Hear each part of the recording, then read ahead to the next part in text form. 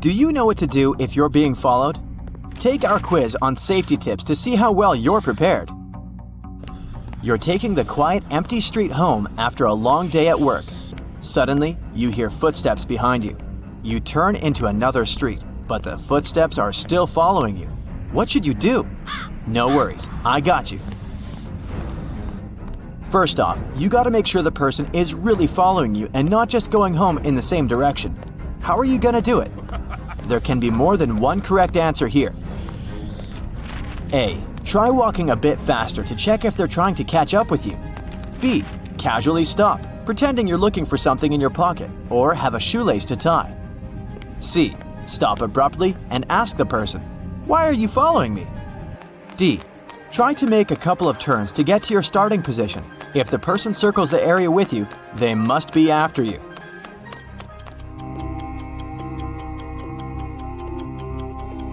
Options A, B, and D are correct. And, of course, you shouldn't confront whoever's following you. So, it's obvious that the stranger is following you. Don't panic. You'll need a sharp mind to lose them. And this group of people over there might help you. What should you do now? A. Yell help as loud as you can and run to them. B. Approach them and ask them to walk you home. C.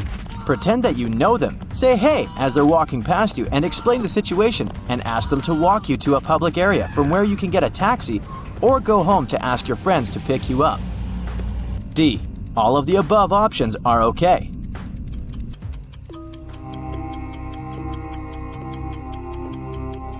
The only correct answer here is C. It's too dangerous to scream in an empty street before you reach the people or show the stalker where you live. They might come back the next day.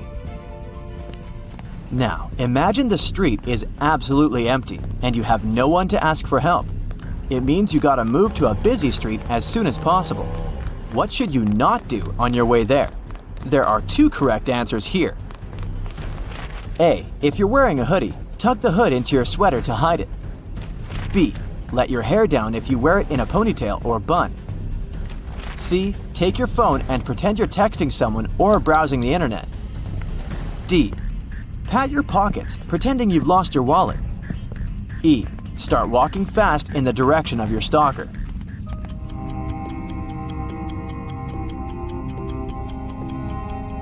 The two correct answers here are C and E. You shouldn't take your phone out because the light on the screen will make it harder for your eyes to adjust to the dark. Looking through your phone will also slow you down.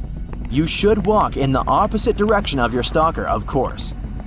As for A and B, it'll be harder for your followers to grab your entire set of hair or pull your clothes if they have nothing to hold on to.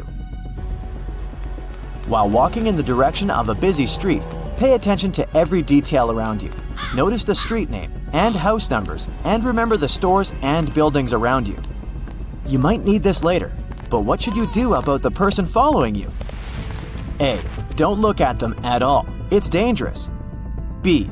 Avoid eye contact by all means. C. Try to seem as small as you can and keep your chin down to show how scared you are. D. Turn around and look at your follower and remember every detail about them, their clothes, eye color, height, and approximate age.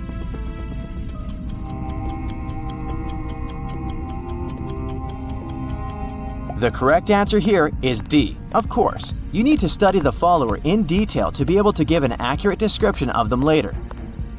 Establishing eye contact will send them the "I see you" message. Your confidence will make them really uncomfortable and probably even make them reconsider their plans.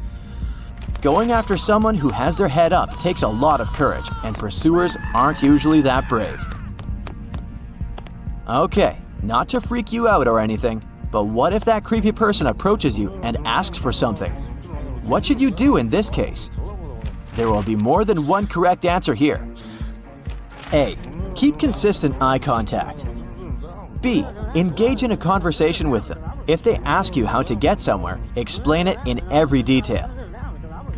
C. If you're carrying books or shopping bags, be ready to drop them as soon as you feel something's off. D. Don't stay quiet. Make a fuss as you try to leave and yell "fire" instead of "help."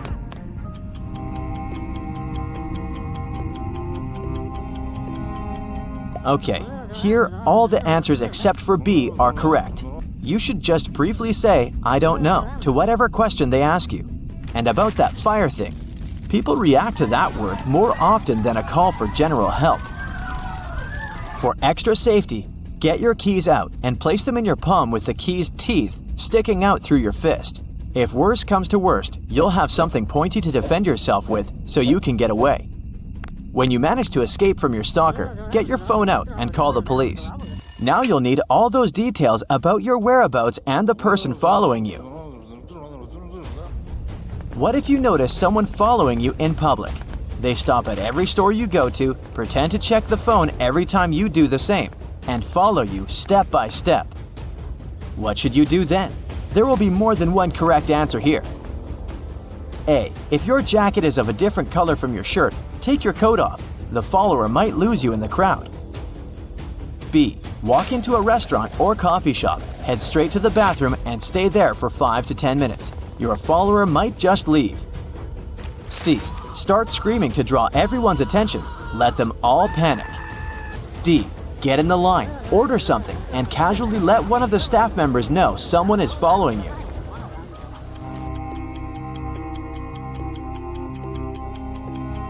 Panic has never helped anyone, so C is the only wrong answer here. You should just inform the staff there's a problem and let them keep an eye out for you. Then, you sit down with your order and message your friends or family that you need them to come and take you home or keep you company. Let's imagine a different scenario. Someone might be following you by car. You slow down and they slow down.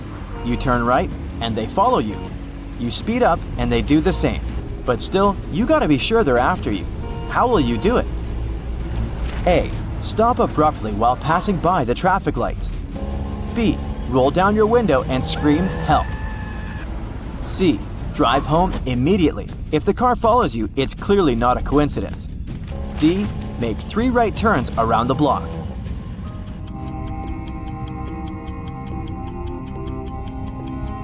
The correct answer here is D. A won't work out because you don't want to get into an accident, do you? B is just a bit silly. And C is a big no-no. You should never let the pursuer know where you live. Even if you get inside safely today, they might wait for you there the following day. D makes sense because no one will aimlessly go in circles around the neighborhood for no reason. Okay, so unfortunately, you're now 100% sure you've got unwanted company. What will you do next? There will be 2 correct answers here. A. Don't let them get you cornered. B. Drive to the busy roads. C. Try to establish contact with the pursuer. D. Stop moving and get out of the car.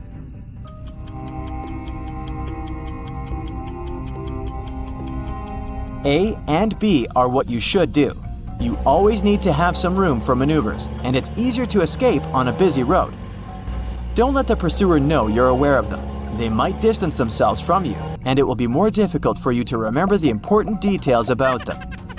Don't get out of your vehicle, lock all the doors, and roll up the windows. If they're still following you, call the police using hands-free tech, drive into a car wash, and call from there, or drive directly to the nearest police station. So, if you answered at least 5 of the questions correctly, you're all good. You won't panic, as you know exactly what to do when someone is following you. If you had difficulty answering the questions, you might want to revise the safety tips from our videos. Wait, can you hear that? Sounds like someone's knocking on your door, and you aren't expecting anyone. Well, maybe that's just your neighbor come to ask for some garden tools again. You get up to go downstairs, but then you hear the noise of metal scratching in the keyhole. You stop, frozen in fear. Seconds later, you can hear the door clicking. The problem is that you live alone. First, let's make sure there really is someone in the house. But you should be very quiet in case there's a burglar. Look outside the house to search for traces. Can you see anything suspicious? Is there an unknown vehicle close to your house? Maybe you can spot some footsteps or broken window. Was the fence gate open? There might also be hints inside the house, but be careful if you're looking for them. Make sure you can't be seen. Maybe there's some lights off that are usually on, Or maybe there's some mud on the floor that wasn't there before. Listen carefully to the sounds. Maybe you can hear some footsteps or movement, or the creak of a door. Wait, did you hear it? Looks like someone bumped into your tea table. Okay, it looks like there really is someone in your house. So your next step is to try to get out of the house to be safe. If it's possible, leave altogether. Both the front door or the back door or even a window works. If it's a bit risky, you might want to try and escape. An injury is nothing compared with your life. If escaping is not an option, then lock yourself somewhere. Bedrooms are usually the first rooms burglars check because that's where most people keep their valuables. So it's better to stay away from them. Still, if there's no other way, bedroom's better than nothing. Lock it and pretend you're asleep. But if you can, then better hide somewhere else. The bathroom is a great choice because it's usually not of interest to burglars. Now, stay quiet. The burglar probably won't spend more than 10 minutes in your house. If the intruder doesn't find you're inside, you'll avoid confrontation. The most important thing is you staying safe, so don't move or make any noise. As soon as you're safe and hidden, call the police immediately. Remember, when calling them, always give your location first. In case something happens and you're not able to finish your conversation, at least they'll know where to go. If you can do it without being noticed, try to study the intruder as carefully as you can. Make sure to remember their height, body type, the way of walking, hair color, race, gender, age, and any other specific details you might notice. Anything you can spot will be helpful. If you can look outside and see the vehicle, remember its brand, color, and the license plate number. Then, wait again. Just freeze and never leave the place you've chosen until the burglar leaves or the authorities arrive and help you out. But burglars don't go to any random house. They don't want to be noticed. So they choose their target very carefully. And you can make it so they don't pick yours. Make your house an open space. The greenery makes the house harder to observe, so burglars pick those houses that have the most of it. Make sure to trim all the shrubbery that hides windows and doors. Turn on the lights as soon as it's dark every day of the year. Illuminate everything: the porches, the driveway, the yard, both the front and the backyard. First, it makes the surroundings more visible, and burglars will prefer to stay away. Second, it makes an impression that there's someone home, and they don't want anyone to be there when they break in. Lock all the doors and windows. People forget to close their bathroom window, and burglars know it very well. There should never be a way in. Don't leave any secret way to enter the house in case you forget your keys. If you know about such a way, so do burglars. If you have any trees too close to your house, cut the branches so it's not possible to climb it and get into any of the windows. Keep all of your tools and store ladders in a locked garage. Don't ever keep them lying around when you don't use them, because they can all be used to break into your house. Don't have any spare keys hidden in random places outside the house. Better give one to a neighbor you trust. When you move into a new house or apartment, change the locks if possible. Make sure that your doors look modern and reliable. Old and bad doors that are easy to crack attract burglars. Don't throw away copies of documents or unnecessary checks just like that. Burglars can check your trash to learn more about you. So, shred documents into itty-bitty pieces before you throw them away. Don't leave boxes from a new plasma TV, expensive phone, laptop, or gold watch near your house. Don't show anybody that you're well off. Make sure that the house number is clearly displayed and can be easily noticed. This way, the authorities or any other help will be able to find your house way faster. Even if you have security cameras installed, they don't guarantee that your house won't become a target. The cameras are helpful when finding the robber after everything's happened, but they don't prevent any action. Many robberies happen when people are away for some holiday, so the burglars shouldn't find out you're not going to be home for a long time. Whenever you leave, make it look like you're actually home. Tell your neighbors you're leaving. Ask them to keep an eye out on your house and check it from time to time. To check if there's someone currently living in the house, burglars often check the mail. If the mailbox is full, it means there's no one living there right now. Ask your neighbor to collect the mail for you and clean the porch from ads and newspapers. Burglars may also leave marks on your house. For example, they can put a thin strip cut from a plastic bottle into the doorway. If it stays on the door for 1 or 2 days, this tells the burglar that there is no one at home. So ask your neighbor to check these things out too. Ask them to park their car occasionally in front of your house for a while. This will give an impression that you have visitors. Still, if the house stands quiet for days, it's obvious there's no one living there currently. You can set up a timer for lights, radio, or TV so it works a couple of hours a day. If you're leaving for a long time, make arrangements so that your grass is cut and watered or the snow in front of your house is shoveled. It's a good idea not to post photos from your vacation while you're there. Burglars use social media and they do their research. It's dangerous even if you have a private account, because burglars can collaborate with tech-savvy criminals.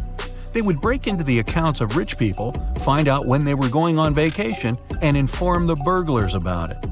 But before someone breaks into your house, they watch it for a while. They want to know when you're home and when you're not. If you start getting many random calls, it might be a sign that they check what time of the day you're out. If the light sensors start malfunctioning, check immediately if everything's all right. This doesn't always mean there are problems with electricity. Burglars may cut the wiring. Watch out for doors. If you notice scratches on the lock or it's becoming harder for you to open the door with your key, it might mean that someone tried to break into your house. Change the locks immediately. A break-in starts with a knock on the door. If you happen to be home at the time, it's important to learn how to answer it to scare them away. Always pretend like you're not home alone. You can call out something like, "Can anyone answer the door, please?" Teach your kids that they should never answer the door or open it to anyone unsupervised. You wake up in the middle of the night from a noise coming from downstairs. First thing you need to do is check what the noise is. If you suspect someone's in your house, do this quickly and quietly. It might just be a mouse that knocks something over. Still, if your suspicions are confirmed and you see someone in your dining hall, look for a way out immediately. Use the fire escape ladder if you have one. Otherwise, a window might do the trick. Still, chances are you'll have to stay put. Grab the phone and call the authorities. Give them your address and explain the situation as briefly as you can. And in a heartbeat, they'll dispatch a unit to your house. Reaching your street, they can't find your house number anywhere. They get there eventually, but only after having followed the numbers from other houses in the neighborhood. By the time the authorities arrive, the burglars already escaped. That's because your house number can barely be seen. It's so tiny. Your mailbox's one is barely noticeable too. Get a new and shiny plaque. Make sure the number's big and visible. This will not only help your guests find your house sooner, but you'll also avoid the authorities missing your house next time. While you're at it, make sure the mailbox number's visible too. Another good way to protect your house is by adding a fence to it if you don't already have one. Make sure it's hard to get through. Use chain link or even metal fencing. Dig it into concrete as well, so burglars can't lift it. If you're okay with a rough look, you can even try out barbed wire fencing. Next up, add lighting to your yard, because if your yard's all dark, it'll be a perfect target for unwanted visitors. Keep a few lamps outside that you can turn on and off. A well-lit yard will let you see what's up outside, and your neighbors too. If they spot someone, they'll call you and the authorities if need be. A spotlight camera is an extra. It usually stays off during daytime and works with a motion detector. It's really bright and lights up when it senses any movement. You can even get one that also starts recording at once. So not only will you frighten burglars, but will also have video proof in case anything does happen. Another thing is a ring camera. Whenever someone rings the door, you can pick it up without even being home. Since your phone's connected to the doorbell, you only need to answer the call wherever you are. If it's someone you don't know and you're smelling something fishy, you can pretend to be home and let them know you're not interested. Dense shrubs in your yard will give the burglar a place to hide, and you might not even notice there's someone trespassing. Keep your shrubbery closely trimmed. It'll not only keep you safe, but also add a bit more shine to your yard. While you're out on vacation, avoid posting your whereabouts on social media. Say someone's had your house on their radar for a while now. You being gone is the perfect opportunity for them to strike. Leave posting the nice pictures you took for when you get back home, and you can keep an eye on things. Oh, and don't show people what you do day to day either. It'll be easy for someone to keep track of your daily schedule and plan an assault for when you're out grocery shopping, for example. This one's obvious, but always lock your home when you leave, even if you think you live in a safe neighborhood. And if you've just moved into a new house, change your locks too. It works for apartments as well, or even if you're just renting a room. You can never be too safe. Always keep the appearance that someone's inside the house, even when it's empty. The first way to do it is leave your television on, or even better, buy a TV simulator. This way, you can program it to turn on and off as you please. I mean, it'd be weird if it was constantly on. It'll save you a couple of bucks as well, because simulators consume less than the real thing. Get a plug-in alarm clock as well, and connect a lamp to it. Set timers for it to go off, let's say dinner time, and for a while at night. You can also get an extra alarm clock and connect a radio to it. If people think you're blasting some tunes, they surely won't try to do anything. Don't forget any valuable items outside, things like your grill, bikes, and any machinery you might have. Store them inside your garage instead, and lock it tight. Security cameras outside your home will let you keep an eye on things, even while you're at work. This one's particularly good if you're extra worried someone's going to break in. Consider reinforcing your door, even if it's relatively new. Instead of breaking in, they might try and completely knock down the door if they're desperate to get in. Get a sturdier one that won't come down easily. This goes for windows too. It's worth investing in a type of glass that won't break when a rock hits it. Or use security film. It's a strong, transparent plastic you put on your windows to strengthen them. Even if your windows break, this film will hold the shards of glass in place. It'll delay the entry by quite a bit, so they might even quit the whole thing. How much mail you've got also lets people know if you're home or not. If there's a huge pile of it, it's clear you haven't checked it for at least a couple of days. So even if your house wasn't a target, it might be now. Get familiar with your neighbors, invite them over for a cup of tea, and talk about your concerns. You'll watch their back and they'll watch yours. And if anyone suspicious comes around, they'll let you know. You can even ask for a favor or two while you're on vacation. Ask them to park one of their cars in your driveway to pretend someone's at home. While you're at it, give them the key to your mailbox and ask them to take your letters for you. You'll repay them when they go on vacation. Take a walk around your house and put yourself in the mind of a burglar. What would you do to get in? There's a tree there that you can climb to reach the second floor. Or maybe it's just too easy to climb the pile of junk that you've got there. It's worth getting rid of both to keep the top floors hard to reach, and no one will be tempted to break the top windows and try to get in like that. If you've got a mail slot in your front door, be aware of mailbox fishing. It's where a burglar puts a pole straight through the mail slot and fishes for keys, or maybe even tries to unlock the door. Get a mailbox cage. This way, if they try to do this, they won't get far. Valuables inside the house are another thing. Keep them out of sight as much as you can. The safest thing you can do is get a safe. But otherwise, you can get decoy items, just in case burglars do get in your house. Keep a few fake gold bracelets next to your bedside table.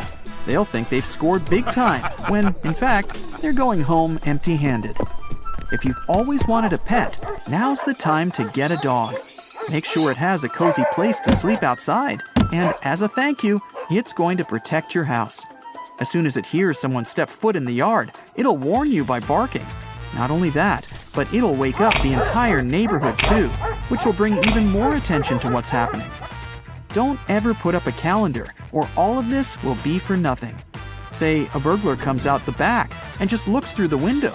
If they spot a calendar with the exact dates you're going to be away, none of these tricks will work because they'll know better than to fall for them. And as a last resort, you can get a panic button and keep it next to you when you sleep. You can program it to call the authorities with the press of a button.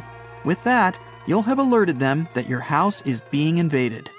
Burglaries are on the rise in your neighborhood, and you have concerns about whether your house might be vulnerable. You have no surveillance system, so tonight, you're placing some foil over the front door handle before you go to bed. This will help identify if someone sneakily tries to enter while you sleep. You wake up the next morning, and it appears the foil is slightly ripped. Someone has been here, and they're sure to return.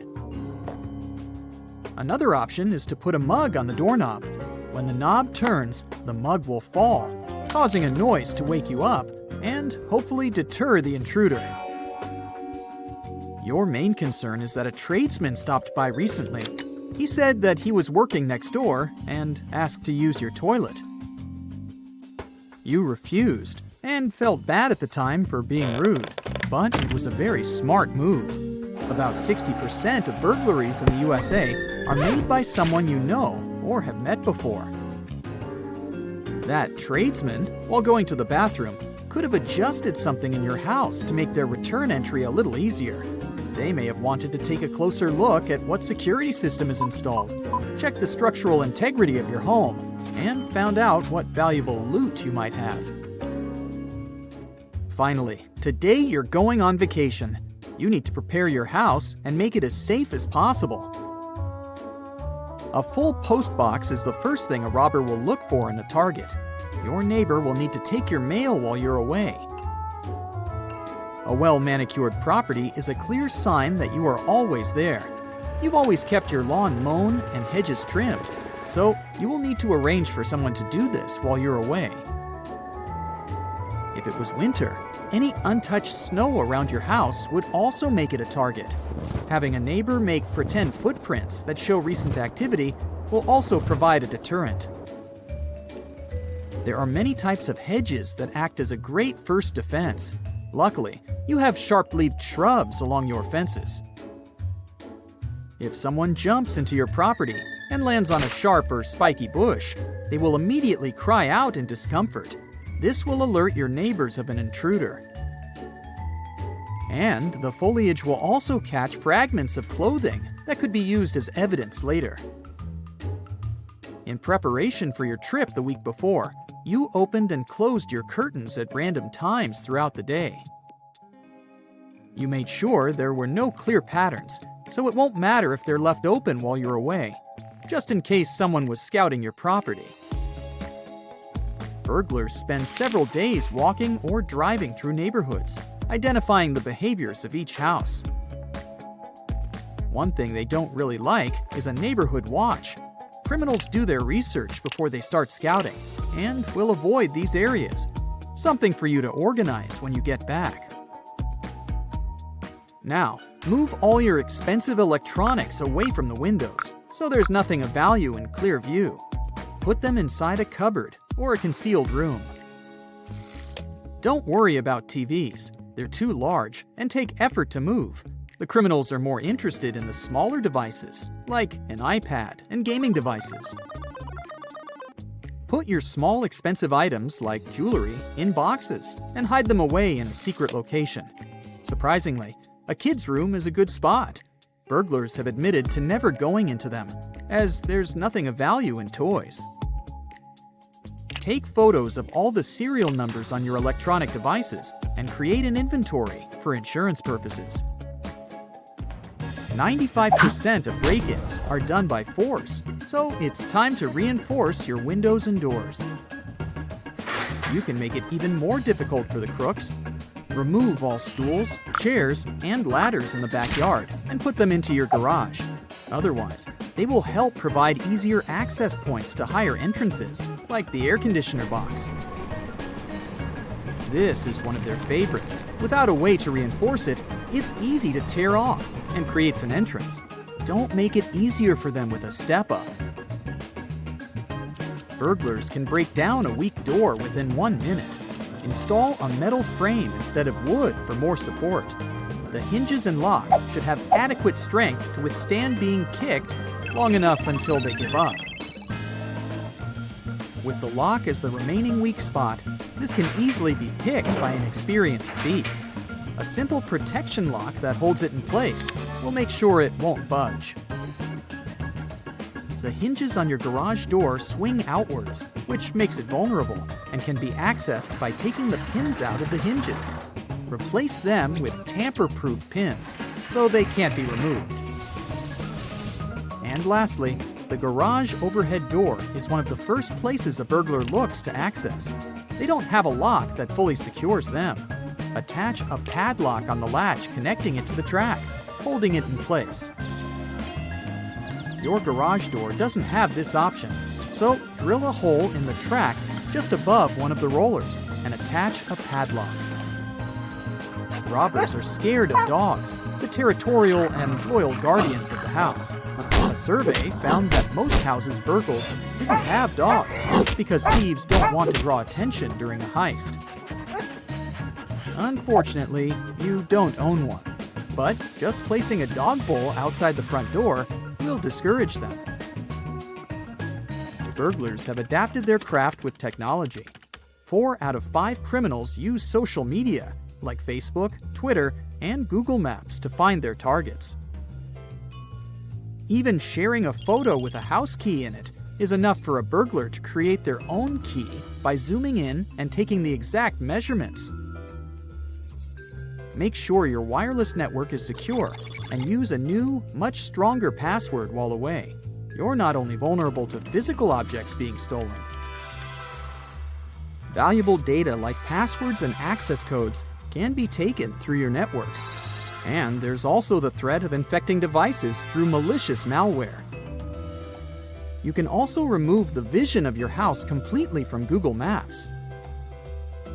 Type in your home address, find the street view of your residence, press the Options button, and select Report a Problem. You'll be taken to a screen with an image of your home, with the option to move a red square to cover your property. Request it to be blurred under the option My Home and enter your exact address. It will only take a couple of days to be processed. Don't leave the radio on while away. It won't help. Through the burglar's method of scouting houses, they take note of radio and TV sounds. When they return, they check if they're still on, which just makes it easier to confirm that no one's home. An alternative option to show active presence at home is by making your own audio, something that plays ambient noises randomly throughout the day, with footsteps, conversations, and a dog barking. Leaving your lights on is also not a good idea. Someone spying will notice your house easier, especially at night, and you'll be further robbed on your electricity bill. You're just about ready to leave on your vacation and need to take the trash out. If you have some large boxes, break them down so they can fit inside the bin. Hide any clues about what valuables you recently received. Last check, all the doors are locked and no windows are left open. Now you can finally enjoy your trip. But as you enjoy yourself in your picturesque location, leave any snaps on your phone while you're over there and post them online only when you return. If you do share your photos while you're away, it will have made all your preparations pointless. Every criminal in the area will know you're not home. But with 2.5 million houses burgled annually in the USA, a house without a modern security system is 300% more likely to be broken into. When you get back from your break, it will be a great idea to install one.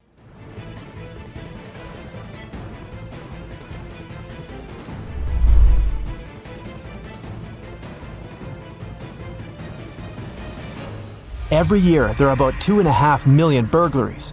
That's one every 13 seconds. And the one thing any burglar wants to know all about when targeting your house: you. What valuables you have, what you buy, where you travel, your schedule, any and everything. Your doorbell rings, you answer it, and nobody's on the other side. Before you blame those neighborhood pranksters again, consider this. Someone could be checking to see if you're home. Same goes for any strange calls you get with nobody on the other line. On that note, don't just open the door at any knock or ring. Verify who's on the other side first. If they say they're from your utility company, rental office, or city services, ask them for ID and call the company to get it checked. Even if you have a video doorbell, anybody can buy any uniform these days. Don't go based on looks alone. A seemingly innocent flyer or ad under the doormat can also mean your house is a target. If it's still there the next day, it can make burglars think that nobody's home. Any person who finds some junk mail under their feet will throw it away, right? They have clever ways of finding out if you have an alarm system, what kind of doors and windows you have, if you have a dog, where you like to go on vacation, and so on. If you feel uncomfortable or suspicious about weird questions some stranger asks you, go with your gut and don't overshare. Know that something's not right if somebody's taking pics of your house and car.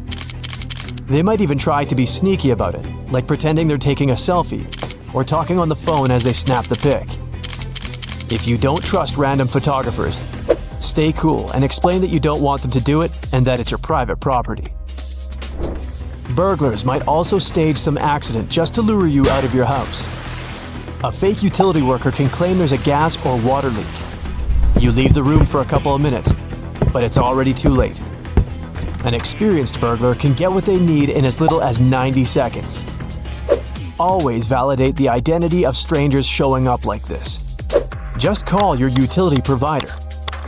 Beware if you see some sticker or paint on your door. Sure, these could just be coincidental nuisances, but it can also be a sign that someone wants to mark your house and set it apart from the rest. Get rid of it as soon as you can. Be careful when you sell your car or any other big price items. Delete the ads you posted as soon as you sell it. Many burglars call and pretend to be interested, asking if you still have it. Saying, "No, sold it already," will let them know you've just gotten a lot of money. Even if you spent it already, this person might like to break in and find out for themselves. You're off on holiday for the weekend. Lucky you. When you come back, you discover the power has been turned off.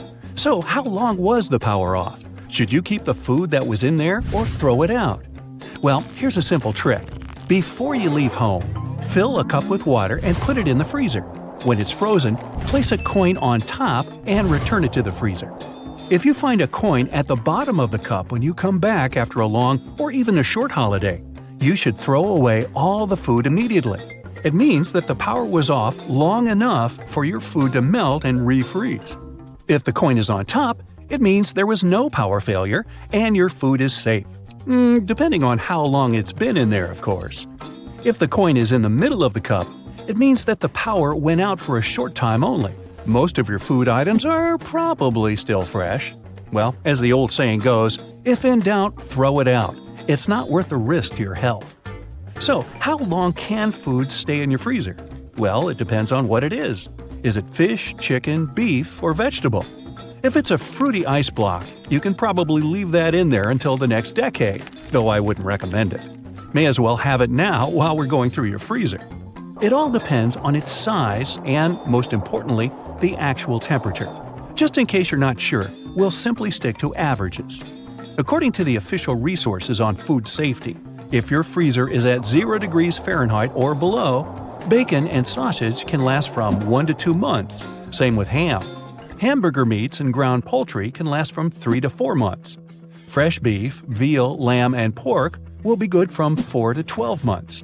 For many items, the exact period depends on whether they're fresh or cooked or vacuum sealed.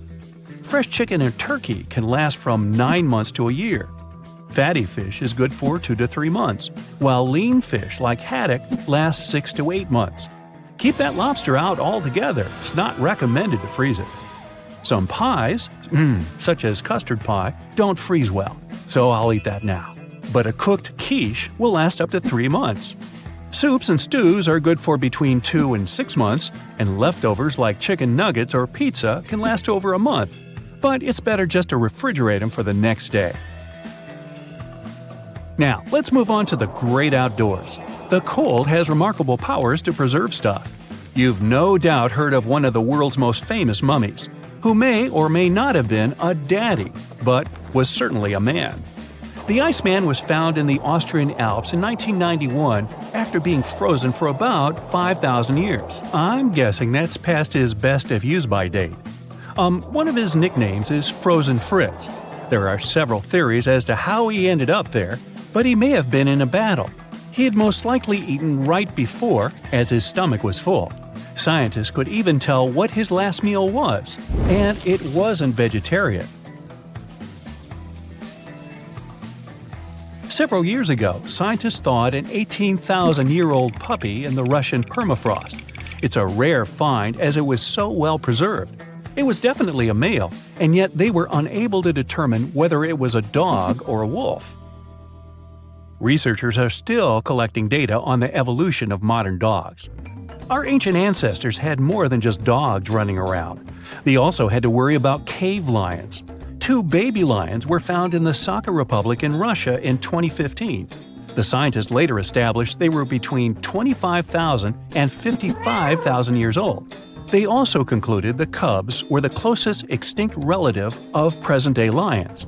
They're known as cave lions, thanks to cave drawings by ancient humans. A prehistoric squirrel was found under the permafrost in Alaska. It's believed to be a staggering 1.8 to 2.5 million years old. Its relatives are still alive today. They first appeared in North America around 10 million years ago. Gold prospectors in the Yukon Territory found several of them along with uncovered nests. These are great finds for scientists who have learned much from studying the plants and seeds in these nests, including how other animals, like bison, survived in the cold. One miner found what he thought was an egg. He donated it to the Canadian Museum of Nature. An X-ray revealed it was actually a 40,000-year-old preserved squirrel that had been frozen in the hibernation position. Also in Yukon in 2003, researchers found the remains of a horse. It turned out to be 700,000 years old, which makes it the oldest ancient DNA ever recovered in the world. Before the discovery, the oldest genome was from a polar bear that was 120,000 years old. It proved that horses are much older than originally believed, and also that DNA can survive for an incredible amount of time, thanks to the right freezing conditions. One more before we move on to people. A baby mammoth was discovered in 2007 by accident by a reindeer hunter on the frozen peninsula in Russia. It's said to be over 41,000 years old. They named the baby Luba, and it now resides in a nearby museum. There have been several major traffic jams in recent times where many people got stuck in their vehicles during icy conditions and were this close to freezing. In January 2022, hundreds of motorists were forced to spend the night in their vehicles on an interstate in Virginia. There was another one in Japan in December 2020, where more than 1,000 vehicles were stranded on a highway for 2 days after a heavy snowstorm. Rescuers had to remove some people, and I never heard whether they checked their stomachs for what they ate last. Now, if you're unlucky to find yourself in your car in a snowstorm, here are some handy tips. If you're able, run your car for 10 minutes every hour. If you leave it on the whole time, you'll run out of gas soon enough. 10 minutes should be enough to warm yourself and keep the engine from freezing up. While the car is running, you can charge your phone. You should also lower your window occasionally just to ventilate the car. Stay in your car so that others can get to you. No matter how cold it gets, it will always be colder outside. Of course, the best thing to do would be to ensure your car has plenty of gas, that you've stocked up on food and drink supplies just in case, and that you have a battery backup for your phone. An emergency blanket is a great idea too. Hopefully, you'll never have to use it, but it's better to have one. We recommend keeping an eye on weather alerts before you venture out in the first place. Have you ever put something unusual in your freezer, like a frozen squirrel? Nah, just kidding. Some people use it as a safe to store money. Some have stored documents in there, perhaps to hide from burglars or prying eyes, or simply in case of fire. Not a bad idea. Is this where frozen assets come from? Some fishermen keep the bait in their freezers. Well, it's better than in the refrigerator alongside Mom's apple pie. Some creative guys store their clothing in the freezer to eliminate moths or any potential lice. They even believe it's a better alternative to washing clothes. While it's a reasonable idea in theory, sort of, your average household kitchen freezers do not get cold enough to exterminate bacteria. For that, it's got to be minus 80 degrees Fahrenheit. Besides, would you really want to eat a sausage that's been stored next to your dirty socks?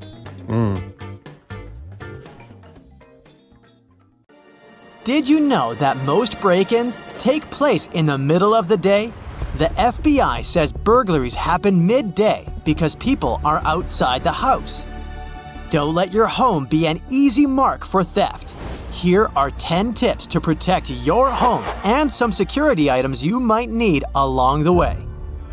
Number 1 on our list is portable door locks. They aren't just designed for regular houses. Let's say you stay in a rented house where other guests also come and go. You can carry one of these portable locks with you. Many rooms have secondary locking mechanisms besides the regular lock, like security chains attached to the door, but you shouldn't always rely on them. These mechanisms are only held by screws. It means they're easy to dislocate. There are many portable lock models, so what should you look for? Ease of use is the key for installation and removal in case of emergency. Most inward swing doors are suitable for these items. Add-A-Lock is a good example. You can find it on Amazon. It's fairly inexpensive, has a versatile design, and most importantly, comes in one piece. It takes seconds to upgrade your safety. You insert the claws into the door's strike plate and then close the door. It'll be held in position with a handle. There you go. Burglars don't hang out in your house or bother stealing heavy stuff like TVs. They want to get in and out in under 10 minutes. What you should do is take some precautions to slow them down. Laminated glass is great for this. You should consider investing in it. Normal windows that are made with tempered glass can shatter easily, but laminated windows are like shields. They can crack but not break apart. Instead of making smashing noises and grabbing attention, the burglar will probably leave. The structure of laminated glass is different from the regular one. It holds the piece intact even after a strong impact. Laminated glass windows are 100 times stiffer and 5 times more durable than standard. What makes these types of glass so special? Firstly, it's made with layers. There are 2 layers of glass, and there's a vinyl material in between that helps keep the 2 layers intact. As a bonus, laminated ones have a soundproofing feature.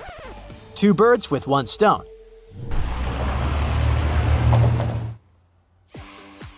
The interlayer absorbs some of the outside noise. It's glass after all. Aren't we going to see the vinyl layer? That might be the question that popped into your head. Nope, laminated glass is transparent, just like other types. Enjoy the crystal clear views while staying safe. I would say, but unfortunately, it's expensive to get these specifically manufactured burglar deterring glasses. You can have professionals install a laminate film onto your standard windows. Or you can even buy security film. They all work according to the same principle, but obviously, these alternatives cannot be as strong as the laminated glass itself. The next few tips come from an ex-burglar, Michael Fraser. Now he's giving bits of advice on how to protect from theft. His first tip is quite interesting. Don't put a "Beware of the dog" sticker if you have a dog. If a dog can walk around the house without triggering the alarm, so can a human. This is the way burglars think. Plus, many dogs get friendly in a short time unless they're specifically trained to catch strangers. Otherwise, they can easily be put in a room and, well, you know the rest. Bye-bye to precious items. Advertising your house for sale online is a standard procedure to attract potential buyers, but also thieves. With your innocent pics, burglars can have floor plans with virtual tours. They can easily spot the entry and escape routes. Sounds like a perfect plan to rob a house. Number 5 is buying a home security system. It helps prevent thefts and notifies you if that happens. According to the data, homes without a security system are almost 3 times more vulnerable to break-ins. There are numerous ones to choose from. Some are pricey, but luckily, there are affordable options too. You don't even have to call professionals. This do-it-yourself security system from Amazon is an example of a budget-friendly gadget with useful features. These types of devices are designed to be easy to install. You'll be guided through an app for the software and for the product itself. Bonus, you won't have to deal with screws, tools, or drilling. They have fast emergency dispatch that can notify the authorities if you say so. Since it's easy to set up, it's perfect for short-term residents too. Remember I mentioned that if a dog can walk in the house, so can a thief? Well, technology is not in favor of thieves. These types of devices can now detect intruders and be friends with your pet. The sensors can be put in the window, doors, and corners, but still be adjusted to avoid fake alarms by the pets. Another device to add a layer of protection to you, especially in shared residences like dorms, is a doorstop alarm. These devices are very compact, so you can put them in your luggage and take them on your dream vacation. You can use it in your daily life. A doorstop alarm can be used on any door as long as you place it inside. It works as a door wedge, but it keeps the door closed. How does it work? When the alarm is triggered, it will keep the intruder outside the door and activate a noise alarm.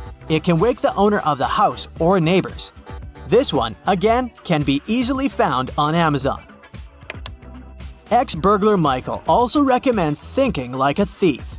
Ask yourself, how would I get in? It's a great starting exercise for discovering vulnerable spots. Walk around your home. Is there a window that can be easily opened?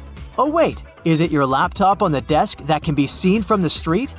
Speaking of the street, if you buy a new electronic device like a TV or a computer, don't leave the empty cartons displayed near the trash container. This looks like an invitation to thieves. They will know that you have expensive electronics inside the house. Instead, break down the cardboard boxes and then put them away for recycling. Unfortunately, first-floor windows are entry points in 23% of home break-ins. To prevent this, you can purchase a wireless alarm kit.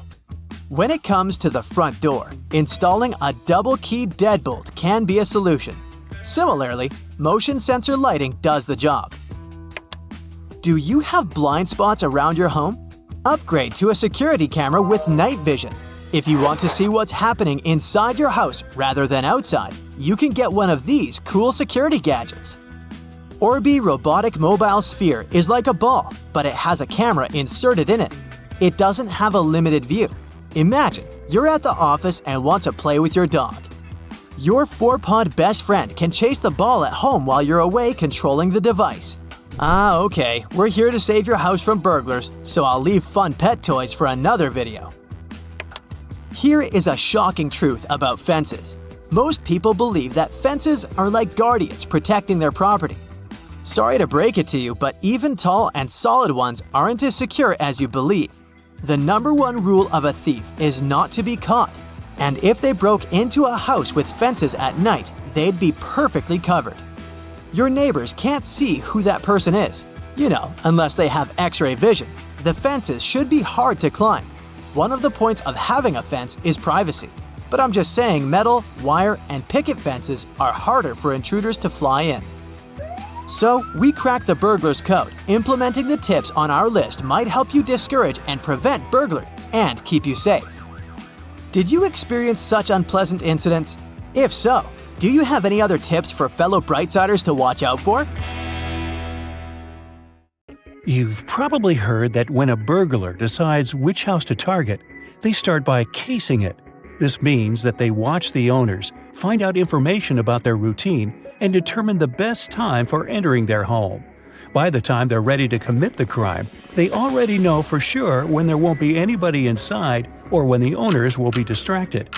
One of the tricks thieves use to gather information about your routine is so simple that you may not even give it a second thought. But the next time you hear a quiet crackle under the sole of your shoe, stop and check what it was. The chances are high that you'll find yourself face to face with a crushed cookie.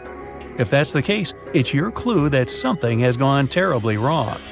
The thing is, this is a rather effective tool criminals use to find out if you've left on a trip or when exactly you come home in the evening. A cookie is such an innocent object that people don't usually give it much thought, if they even notice it at all. You arrive home, step on the cookie, make it crumble, and automatically reveal all your secrets to burglars. They know for sure if the house is lived in and can also figure out the schedule of its owners. Things get even worse if you're away from home. The cookie under the doormat remains whole, thus alerting criminals that the house is perfect for a break-in. So, if you find some treats under your doormat, that's pretty bad news. Someone is interested in your house and watching it. It might be a good idea to notify the police or take some safety measures. Now, the ploy with a cookie is just one of the numerous tricks used by burglars.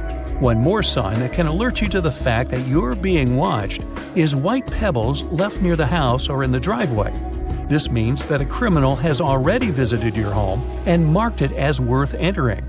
Another reason why thieves may have left the pebbles is to indicate that your house stays empty during the day. So, if you're walking along the street and notice a USB flash drive sticking out of a curb or a wall, don't get confused. You have most likely stumbled across a dead drop. Despite its ominous name, this is a global art project that has borrowed some tricks from the world of spies and espionage. Lots of people who know about this project are happy to be able to put on their black coat and dark sunglasses and go to swap confidential information with others. The thing is that many decades ago, spies had their own ways to exchange secret materials. There was a live drop when spies met in person, but this was often extremely dangerous. That's why a dead drop system was invented. In this case, some loose bricks in a wall in an alleyway hid important documents that had to be picked up later. Nowadays, there are more than 1,500 dead drops all over the world, and the accumulated data on these flash drives reaches 10 terabytes.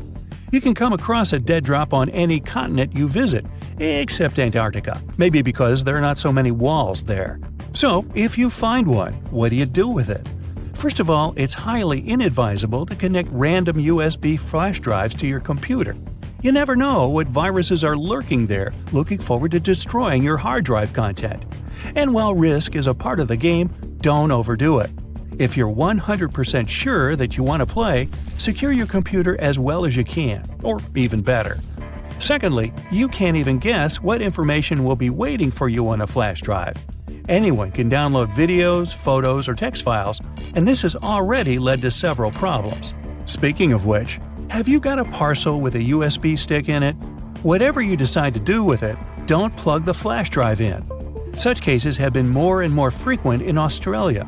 The police warn people that hackers have invented a new tactic. They drop unmarked memory sticks to letterboxes. It'll probably come as no surprise that these devices contain malware able to mess up your computer. They evidently rely on human curiosity and, in all honesty, it pays off.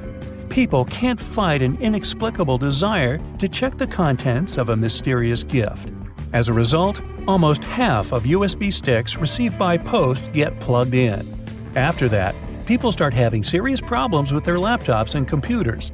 For example, fraudulent media begins to stream service offers, or computer viruses harm files and programs on a PC. So, no touching the free flash drive, okay? Now, you leave a shopping mall, your office, an airport, and go to the parking lot to find your car. You unlock it and put the key in the ignition.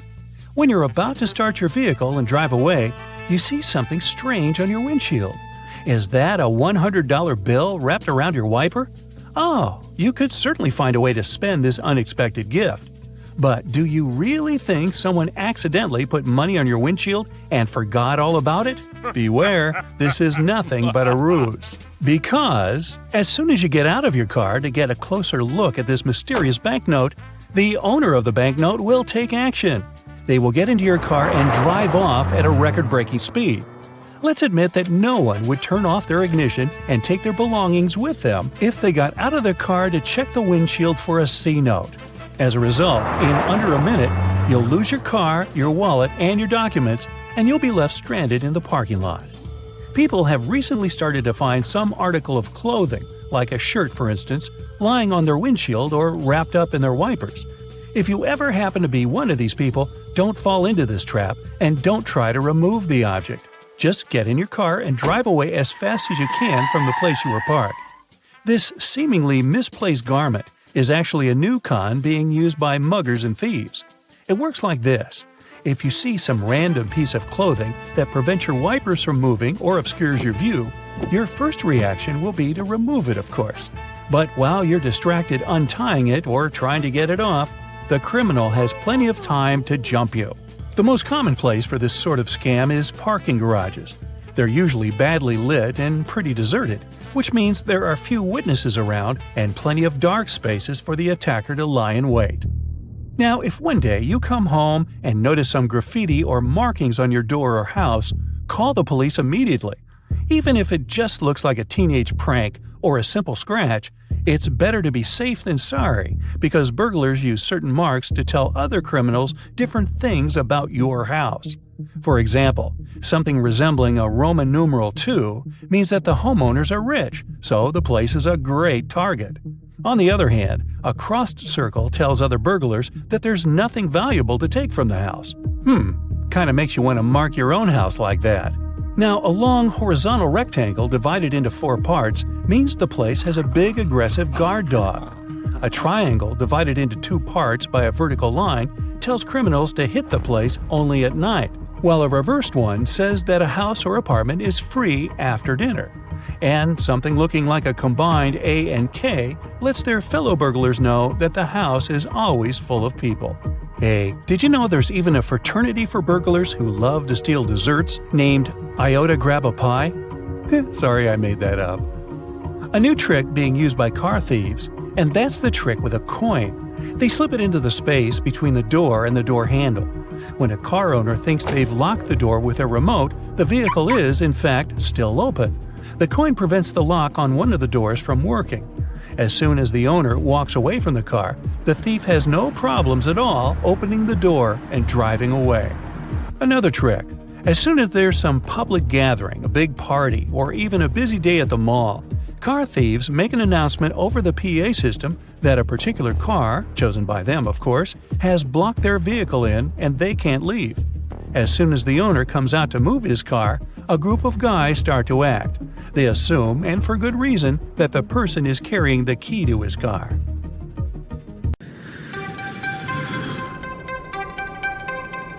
Seat pockets on planes are mostly filled with in-flight magazines, a plane safety guide, and information about the airline. But they're also home to all sorts of trash, grime, and bacteria that just don't belong there. A passenger coughs into a tissue or wipes their runny nose with a handful of them. But instead of immediately getting rid of them, it gets placed into the seat back pocket.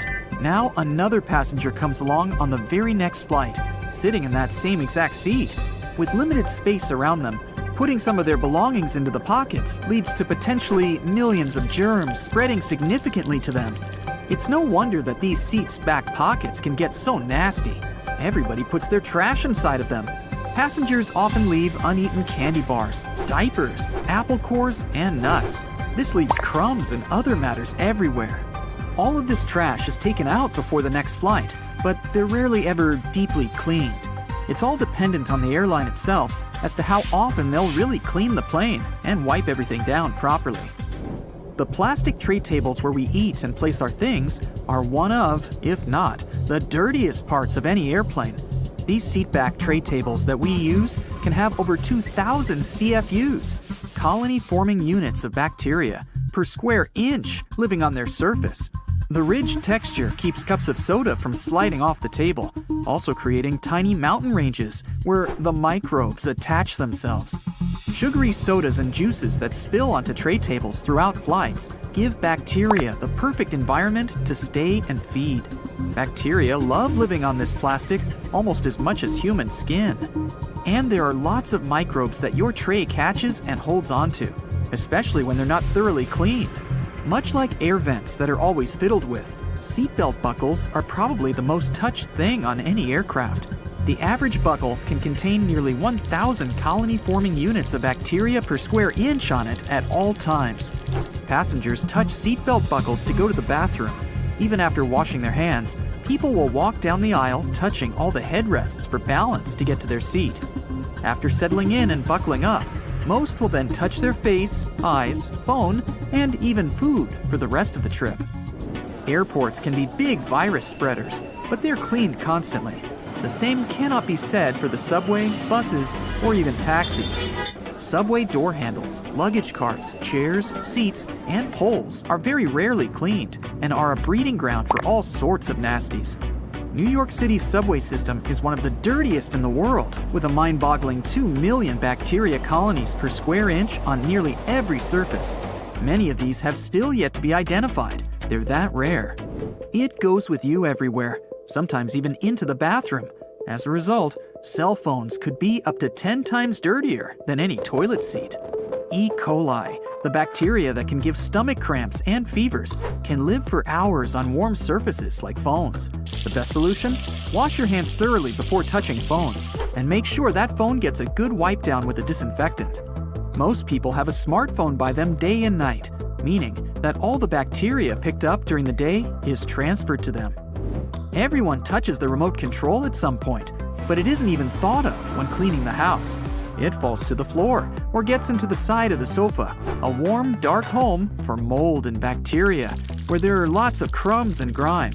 A good clean with an antibacterial wipe every so often will help keep it shiny and germ-free. Blowing out candles on a birthday cake can expel a mist of saliva that always lands on the birthday cake frosting. This can lead to some very unhappy birthday parties if someone is sick. Sometimes it's better to skip the candles altogether, or accept the risk that every day is someone's birthday celebration, and a little bit of spit won't always hurt you. A single ATM gets touched by hundreds of people in a day. The chances that at least one of those people touching the buttons is sick and freely spreading the flu or cold is naturally quite high then. The flu, for example, can live up to 2 days on objects. It can even be days after someone has recovered from that virus that it'd still be active and spreadable. ATMs are cleaned, but not all the time. It would be impossible to service every single one in a major city daily. A single dollar bill can be home to thousands of different kinds of bacteria, including the usual suspects like E. coli, staph, and a bacterium that causes acne breakouts. Paper money can reportedly carry more germs than a household toilet, and bills are a hospitable environment for gross microbes. The smaller in value of the bill, the dirtier it will be because it's in circulation more. Money can't be cleaned like a lot of things, but taking it to a bank for new, hopefully cleaner bills is possible. Use hand sanitizer and wash your hands after handling money too, just in case. Grocery store shopping carts can have more bacteria on them than what's ever been found in public restrooms. That includes toilet seats and the flushing handles. Cleansing wipe dispensers have been appearing at many major grocery chains, and some stores even go the extra mile to clean them after the day's through. But these simply aren't enough to keep up with the petri dish that the handles are. With over 100,000 bacteria per square inch, it's nearly impossible to keep them clean. Toothbrush holders hold onto moisture and are rarely cleaned, making them one of the dirtiest things in our homes. It can be filled with salmonella, E. coli, and lots of mold over time when it's not getting cleaned regularly. Wash your toothbrush holder in hot, soapy water every week to minimize the chances of getting sick. Toothbrushes should be changed every 3 to 4 months for a very good reason. It takes a while for the toothbrush to dry. This creates the perfect home for mold and fungus to spread and grow. There can be more than 600 different kinds of bacteria living inside of your mouth. A kiss alone can transfer about 80 million bacteria from one mouth to another. A good brushing routine will have around 1,000 to 100,000 bacteria living on each tooth's surface. But for those that don't brush, bacteria can be up to 100 million or 1 billion bacteria on each tooth. The dirtiest thing in our home can only be one thing: the kitchen sponge. It's wet, absorbent, and food and dirt are rubbed into it all the time. Then we wipe down our kitchen tops just to spread all that grubbiness around some more. Sponges are very hard to keep clean. The best way to keep things sanitary is to replace it when it starts to smell bad. It's no surprise that if the sponges are filthy, then sinks are too. Rinsed fruit, vegetables, prepared raw meat, and dishes needing cleaning all make their way to the kitchen sink. This creates an extremely high breeding ground for E. coli, salmonella, and many other gross things. They'll stick to the sides and drain holes and grow like crazy. Clean sinks before and after each use And make sure to keep them as dry as possible to prevent any mold growth as well. Restaurant menus and condiment dispensers aren't cleaned nearly as often as they should be. If someone with a cold was using the condiments right before you, this greatly increases the chance of the cold-causing bacteria being on your hands and then your fries. Menus are rarely washed with disinfectants after each use. Customers have been touching quite a few things like chairs, tables, their faces, or hair before they give the menus back. Dog toys need to be cleaned regularly to prevent any bacteria or mold growth from spreading too much. Each time a dog slobbers on a toy, they don't just transfer their mouth bacteria. They've created a sticky, wet place for other germs to live on. There's no way of telling just what their favorite plaything has picked up around the house or yard. Purses and bags could have more bacteria than we really considered.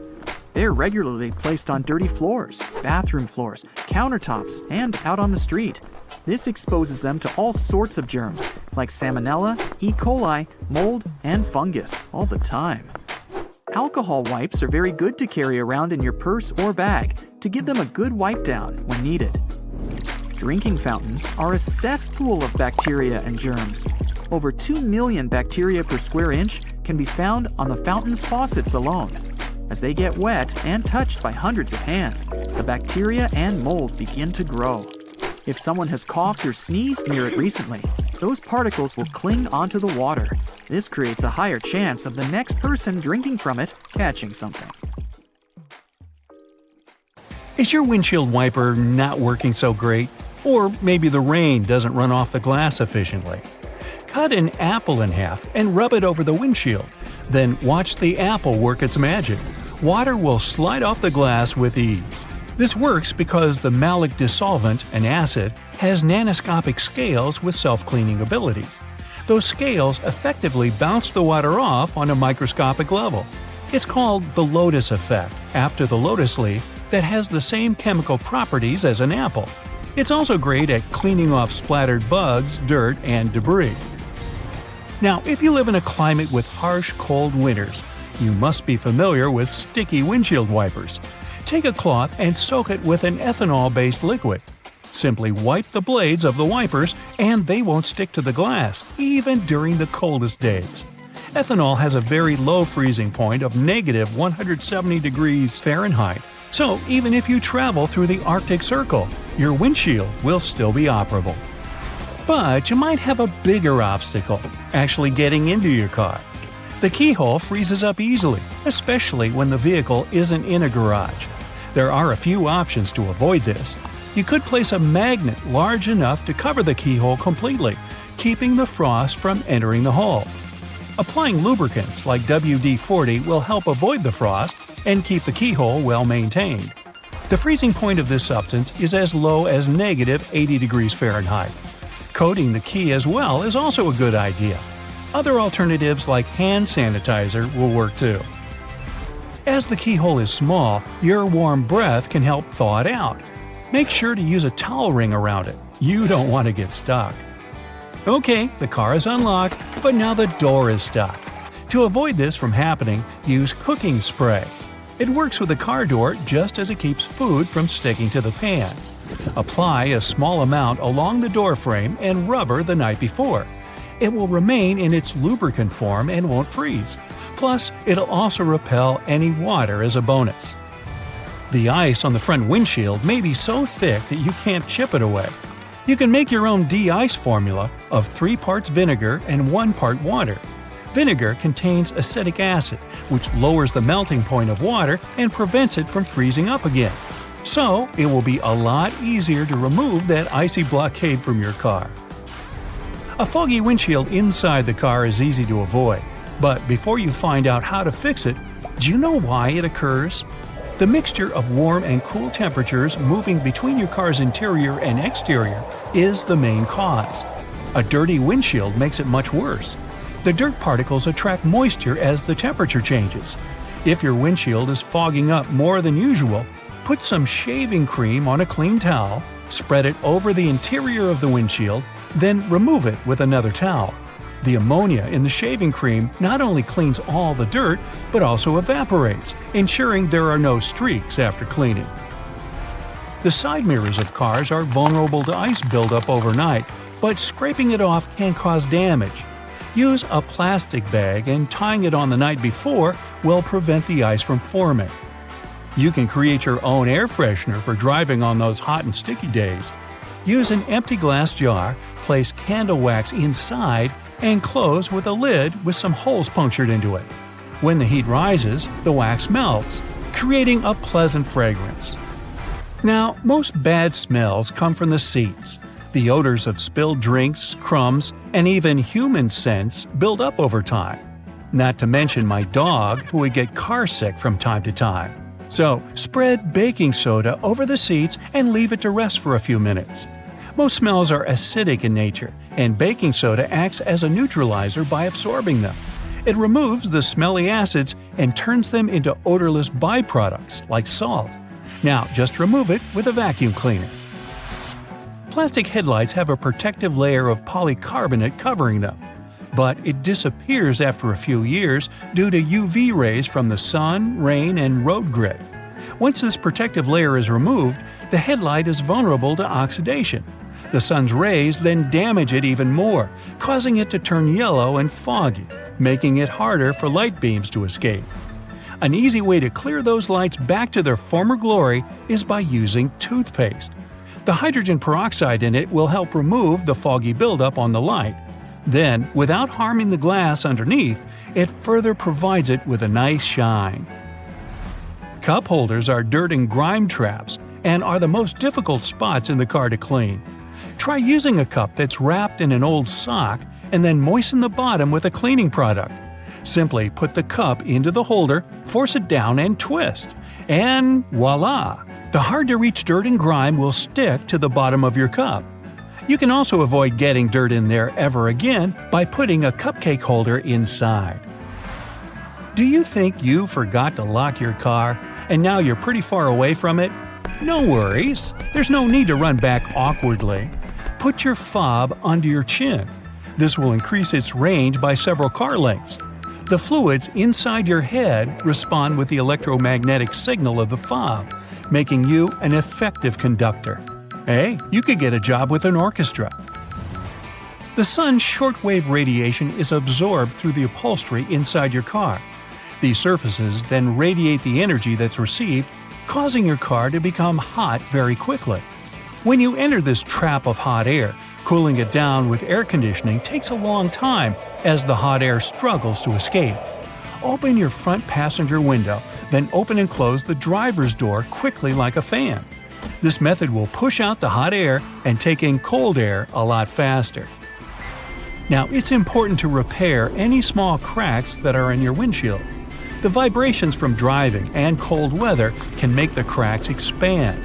A good quick fix is using clear nail polish. Park your car somewhere in the shade and apply the nail polish, ensuring it enters all the little cracks. Now drive into the sun so it dries faster. The nail polish creates an adhesive that will prevent further cracking. A simple dent in the side of your car doesn't look like much, but having it fixed could be worth hundreds of dollars just to pop it back out. Take a plunger and cover the dent with the plastic end. Push to release the air until the pressure is tight enough so that it holds in place. Now, give it a little tug.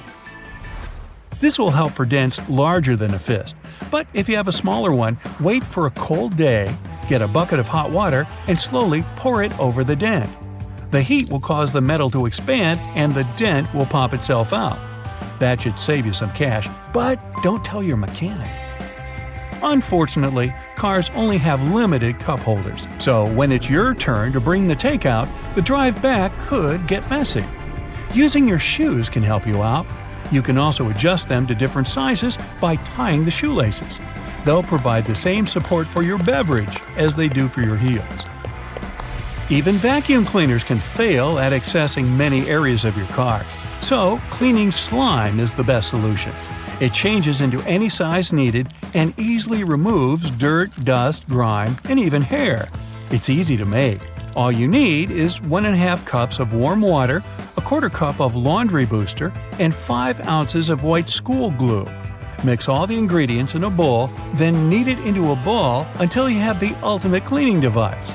Not only is it great for the car, but for all those other impossible-to-clean places that build up dust, like keyboards, USB ports, and even holes in your smartphone.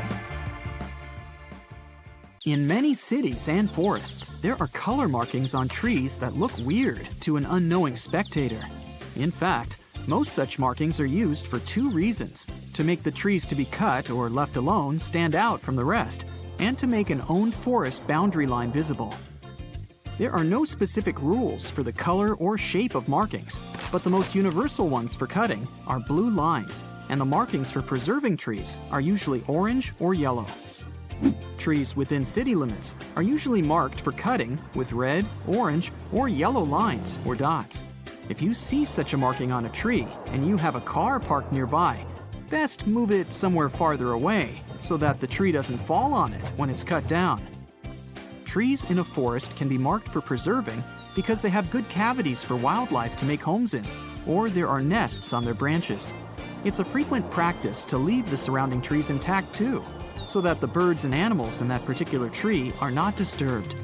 Large and healthy seed and nut-bearing trees are also marked for preserving because many animals and birds feed on their seeds and nuts. Unhealthy trees can be preserved too, surprisingly, if woodpeckers seem to like them. It means there are many bugs inside those trees that the birds use as food. Color markings on trees in a forest might also mean someone owns the forest up to a certain boundary and decided to show it. These markings can be made in any color and shape, but they always have two specific features you can't miss. One is that the markings go in a more or less straight line, which is logical because it's a boundary of a territory. And the second feature is that, according to the marking rules, the markings always have to be close to each other, so that the next one is clearly visible from the one you're looking at in both directions. Some believe that yellow markings are left on female ginkgo trees growing around cities of the US, but there's no hard evidence of that. Still, you can find a detailed map of such trees in New York or Washington, D.C., for example. Female ginkgos do deserve a map of their own, since they bear fruit that smell really, really awful. If you ever had a piece of butter gone rancid in your kitchen, you probably know that odor. The trees were brought to the US in the 18th through 19th centuries, when a drive for experimentation and all things exotic was going strong. And since ginkgos are very sturdy trees and can withstand harsh conditions, they grew popular in the country. Many cities planted them for green decoration purposes, but unfortunately, lots of them turned out to be females. To avoid the trees bringing their unpleasant smell into the cities, they've been sprayed with a special solution that prevents them from fruiting. The solution is safe for both people and animals, so there's no need to worry about being in the vicinity while maintenance workers spray the trees. Color markings can be seen in the streets too, not only on trees.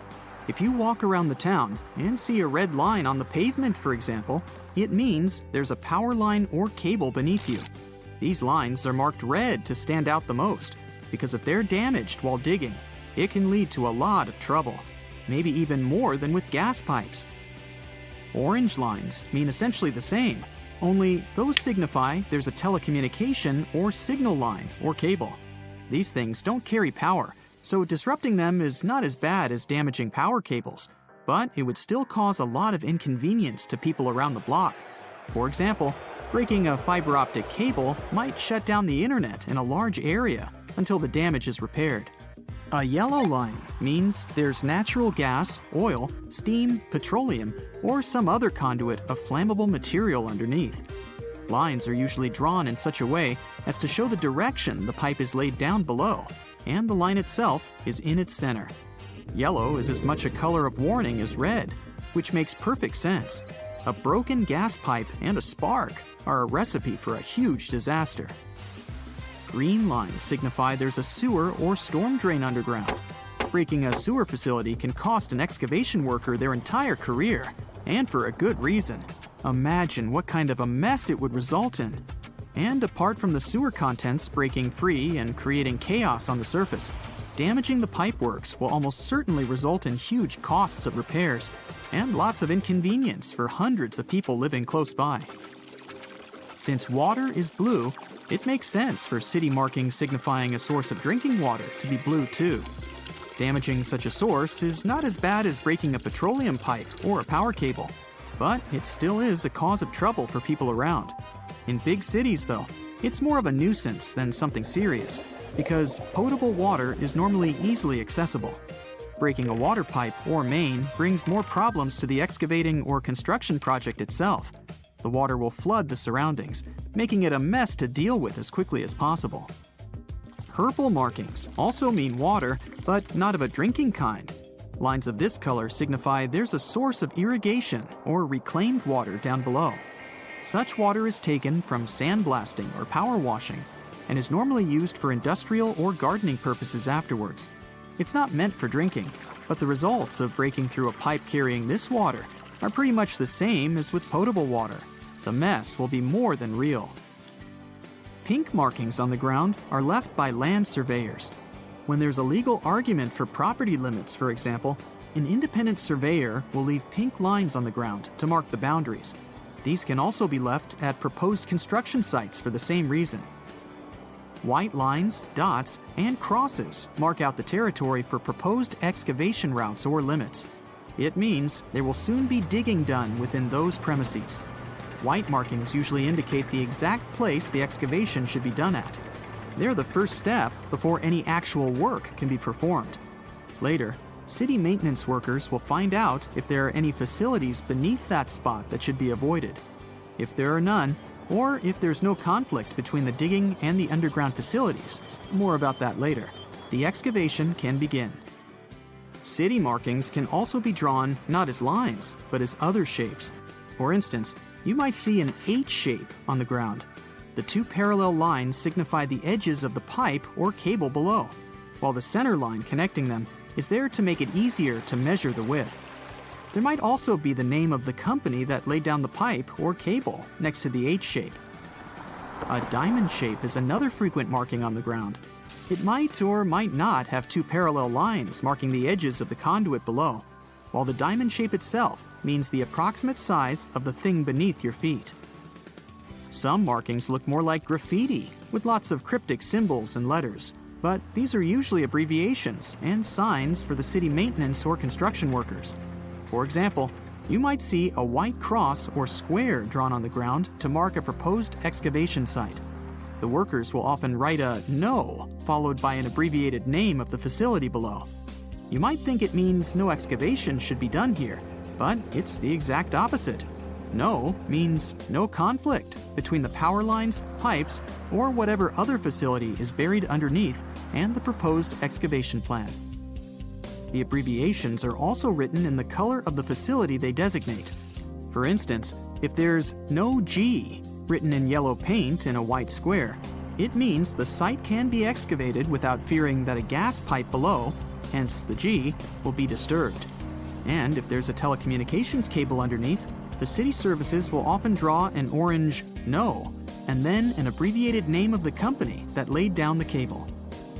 Another way to say the same thing is to draw an abbreviated facility type and cross it out.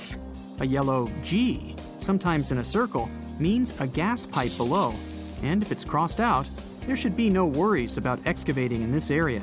No gas pipes will be damaged. To make any matches waterproof, cover them with a thin layer of transparent nail polish and let them dry well.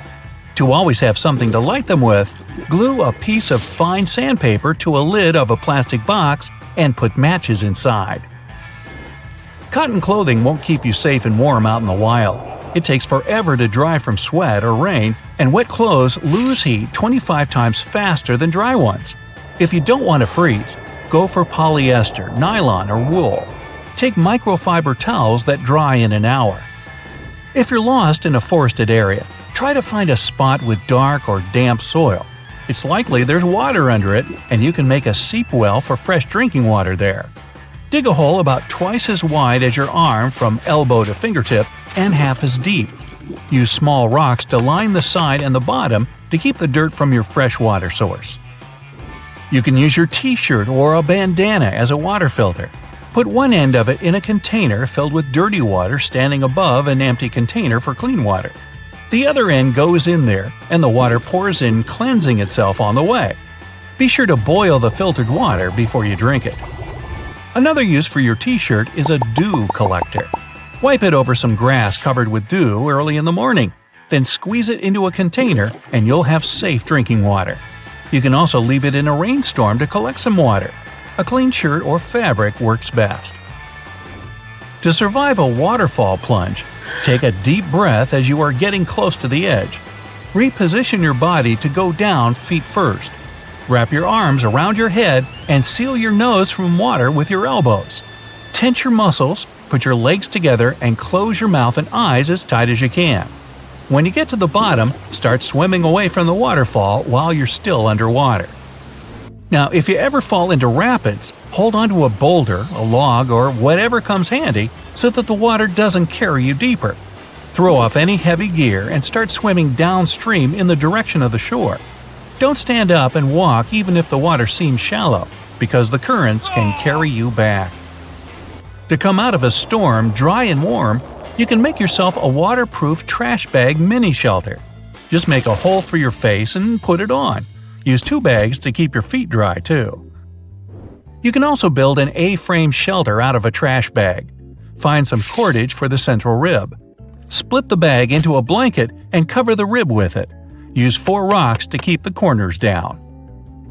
If you hear thunder outside, count the seconds between it and the lightning flash. If it's less than 30 seconds, you've got to hide somewhere because the storm is too close. If you can't do that, at least stay away from tall, lone trees. If you're in a group, spread out to minimize the risks of everyone getting struck.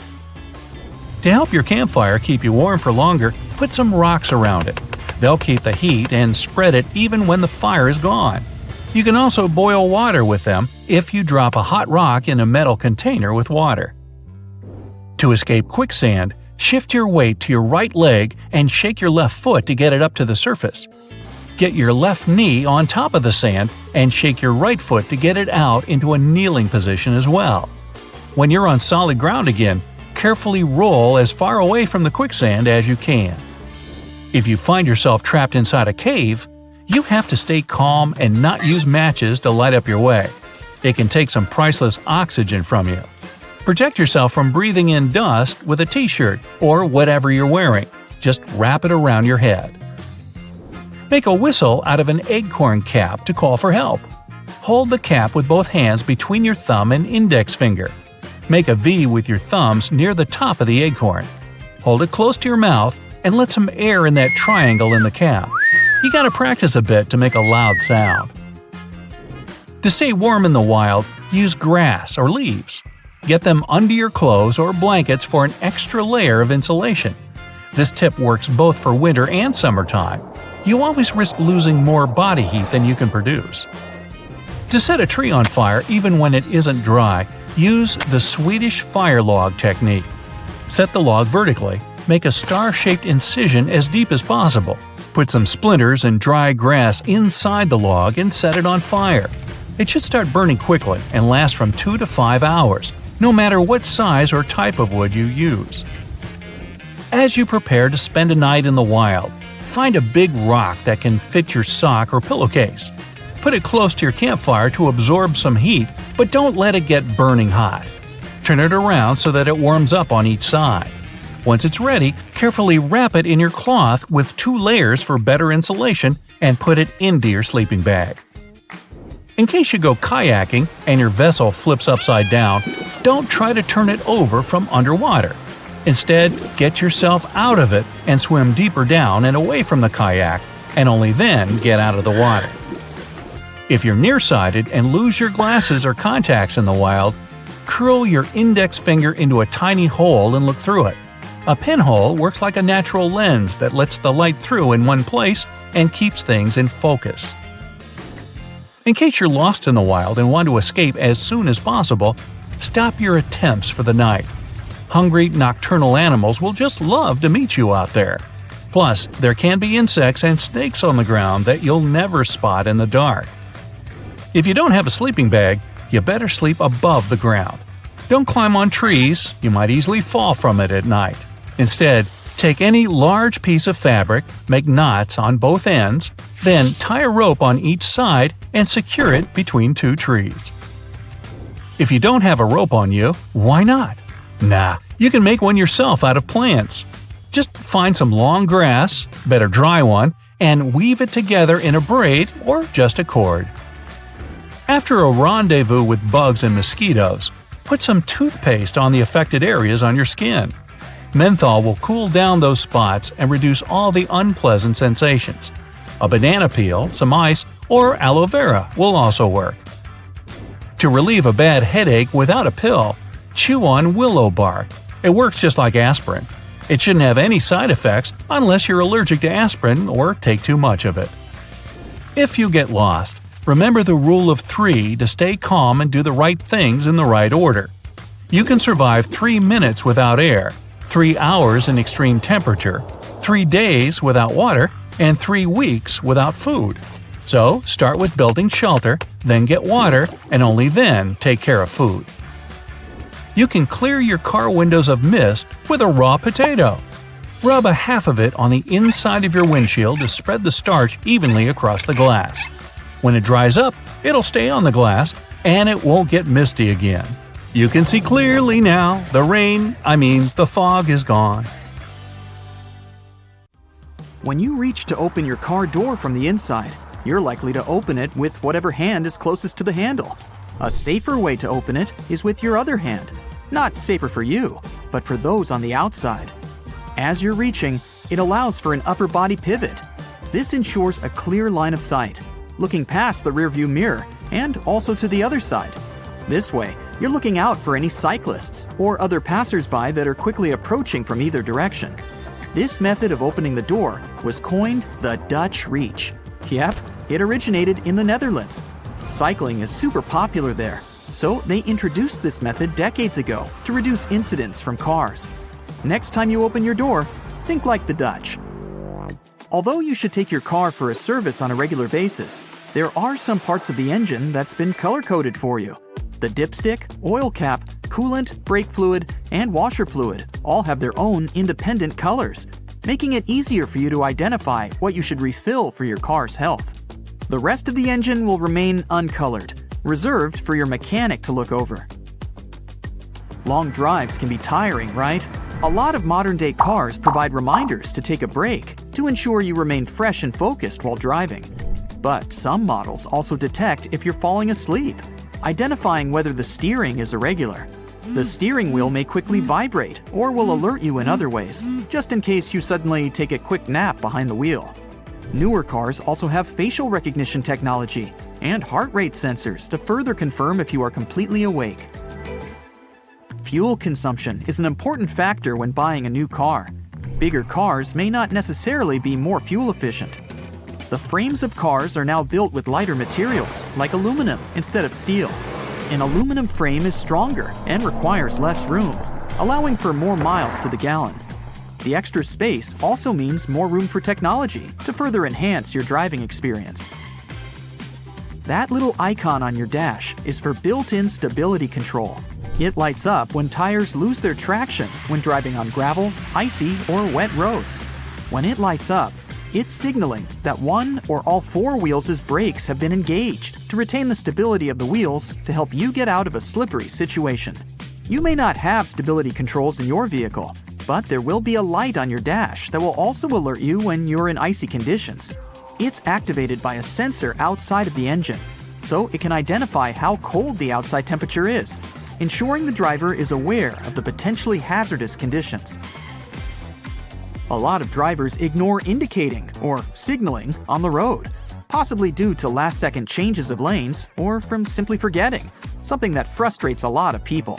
To counter this, cars may have automatic overtaking indicators, ensuring that even the most oblivious of drivers will still provide a signal.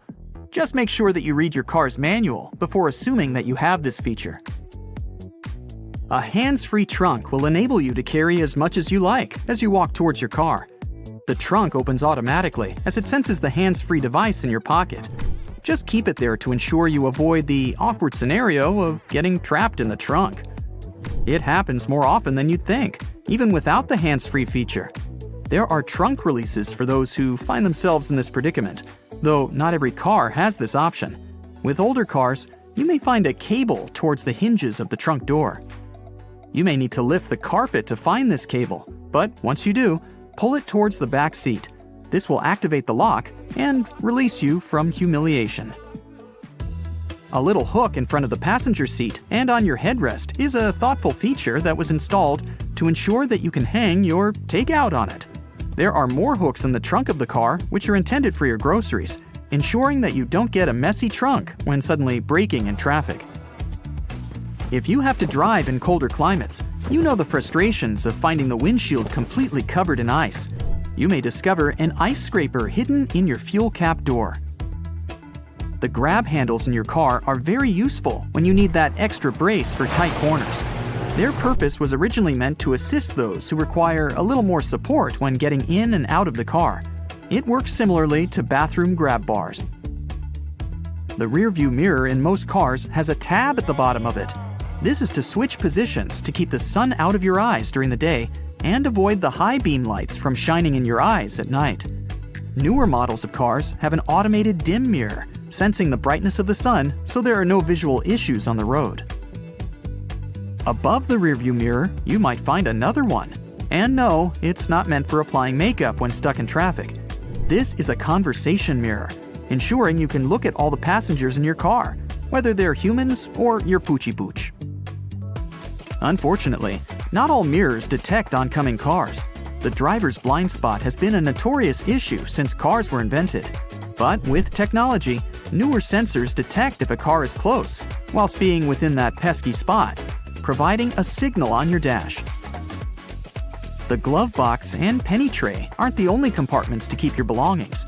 There can be many hidden areas, under or within the seats, on the floor of the car, or panels in the sides. Now they're packing cars with more helpful hidden devices, ensuring you'll always be prepared. You can find umbrellas and vacuum cleaners in doors, seats, and floors. So you've picked a rental car and gone on a trip. Oops, looks like you forgot to check which side the fuel cap is on. Luckily, your fuel gauge on the dash has an arrow pointing to whichever side it's located on. Cars made within the last 10 years will all have this arrow. Older cars may not, but they will have a hose with a nozzle on the side instead. Your phone is much more likely to be in your pocket than your car keys. Taking advantage of nomophobia, they developed cars you can unlock with an app on your phone. The days of locking your keys in the car are soon to be over. If you don't notice your car tires losing pressure, one cold frost overnight can alter it seriously. Tires with not enough air in them make them prone to a puncture. Since 2008, cars have been provided with sensors that help you realize that your tires need their pressure increased. Some cars may even show which specific tire is going flat. Those ambient lights on the inside of your car look great at night. They're an optional feature to have, but are very beneficial, influencing better orientation. It also provides a sense of safety and comfort whilst driving in the dark. As you're driving in the dark, the extra lights on the side of the rear and front are used for foggy and wet conditions, not only for the driver. It also helps oncoming traffic see you. Sure, your car looks nicer as well, but be sure to check on the requirements to use them in some countries, as they may strictly be used in low visibility conditions. Do you know how to behave with strangers and what to say to them to keep yourself safe? Here are some tips. Check if you know them all. You're on vacation and traveling solo. There's a long line of people waiting to check in at the hotel. It's your turn, finally, and the inexperienced receptionist happily announces that your room number will be 321. I know you're tired and can't wait to get into the room, but for your safety, ask the receptionist to give you a new room and write the number on a piece of paper this time. No one in that line needs to know where you'll be staying. Before entering the hotel room, make sure there's no one in the hallway. Lock the door the second you get inside. Before going to sleep, put some things in front of the door. If someone gets inside the room at night, they'll fall and wake you up. If someone in the hotel lobby asks you if you're traveling alone, always tell them, "No, I'm with friends." The same rule works for planes, trains, and any other transportation. You never know if your fellow passenger is asking that out of curiosity to have a chat, or if they have something mean in mind. When someone asks if you're staying at that hotel, don't rush to answer, "Sure." Instead, tell them you're waiting for a friend or colleague. If you ever need directions and someone offers to walk you to the place, politely reject that offer. "I know how to get there." All they have to do is point you in the right direction. You never know where a stranger might take you if you blindly follow them. If a stranger asks, "Where are you staying?" avoid the answer, or give them some popular hotel name, like Hilton. Those hotels are everywhere. If you want or have to be more honest with them, narrow down the area you're staying in, but never mention the exact hotel name. If a passerby gets too interested in you and won't leave, act weirdly. Pretend you don't speak their language, even if you just did like 2 minutes ago. Make weird faces, or start singing. The more attention you draw to yourself, the better. No one will do anything to a person everyone is staring at. When planning your travels, try to avoid arriving at a new place when it's dark outside. It's always easier to find your hotel in the light of day when there are more transfer options and people around. You'll feel more secure and save some cash. Speaking of cash, I guess we all know the good old trick of hiding it in your underwear, money belt, or other accessories. But always make sure to have at least some money in a dummy wallet. If the worst happens and someone wants it, you can always throw it at them to not make them angry because you have nothing to give them. When ordering food, you don't have to give them your real name. If you feel uncomfortable inventing a fake name for yourself, just say it's for someone else and use some common name. If you ever have to give your address at a crowded pharmacy or the store, say, "Sign up for a loyalty program." Never say it out loud. Whisper it or write it on paper so strangers don't hear it. You've just finished some successful shopping. You return to the most empty and dark parking lot at the mall and get in your car. Wait, is that a jacket on your windshield? You decide to get it off. Stop right there. This is a trick bad guys use to get in and drive away in your vehicle. Let security know about it and ask them to escort you to the car, and wait until you go away safely. The same trick works with flat tires. If you notice it after a visit to your favorite store or restaurant, go back in and ask someone to help you. If you approach your car alone, someone might come up to you and offer help. And that someone will most likely be the person to blame for your flat tire. When you exit your workplace, no matter if it's a small store or an office, never answer the question about your working hours directly. Tell whoever is wondering they aren't fixed, and the manager decides about them. And if someone is wondering if you're working alone, always tell them there's someone else in the back. Did you enjoy making up secret languages and code words as a child? You can now use this skill for your safety. Agree about a secret phrase with your family or close friends to share if you can't talk or text usually. "No worries, I'm going on an adventure" could stand for "Send help ASAP." You can take this life-saving game to the next level and decipher the name of the highway you're on or the mall where you got in the car with someone you no longer feel comfortable about. Knowing some basic self-defense techniques never hurts, even if you, hopefully, never get to use them. Remember, the most vulnerable spots to aim for are the eyes, the nose, the jaw, the Adam's apple in the front of the neck, the solar plexus just below the ribs, the knee, and the instep. If you ever have to share an elevator ride with a stranger, stand with your back to the buttons panel. This way, they won't be able to stop it between the floors. Never check in on any social media when you arrive at your restaurant, hotel, or new mall.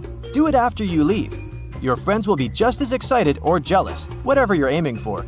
And you'll protect yourself from digital stalkers. Those people can track down anyone, especially if you have a public account. If you don't feel comfortable living alone in your new area, make it look like you actually don't. Drop a couple of pairs of slippers of different sizes on the outside doorstep. This way, whoever is interested will get the idea several people live inside. Get to know your neighbors. You may or may not end up making new friends, But at least you'll have some people who know you and will react if they notice some suspicious action around your house or apartment. When you think of the world's most dangerous bird, as I do sometimes, eagles or vultures may come to your mind. Surprisingly, these awkward cassowaries may cause way more damage than the other more notorious angry birds I first mentioned. The largest cassowary species may be as tall as an average person and weighing as much. These plump birds can't fly, but neither can you. Plus, they run fast, so don't you try to escape from them. They can reach you even in water since they're great swimmers.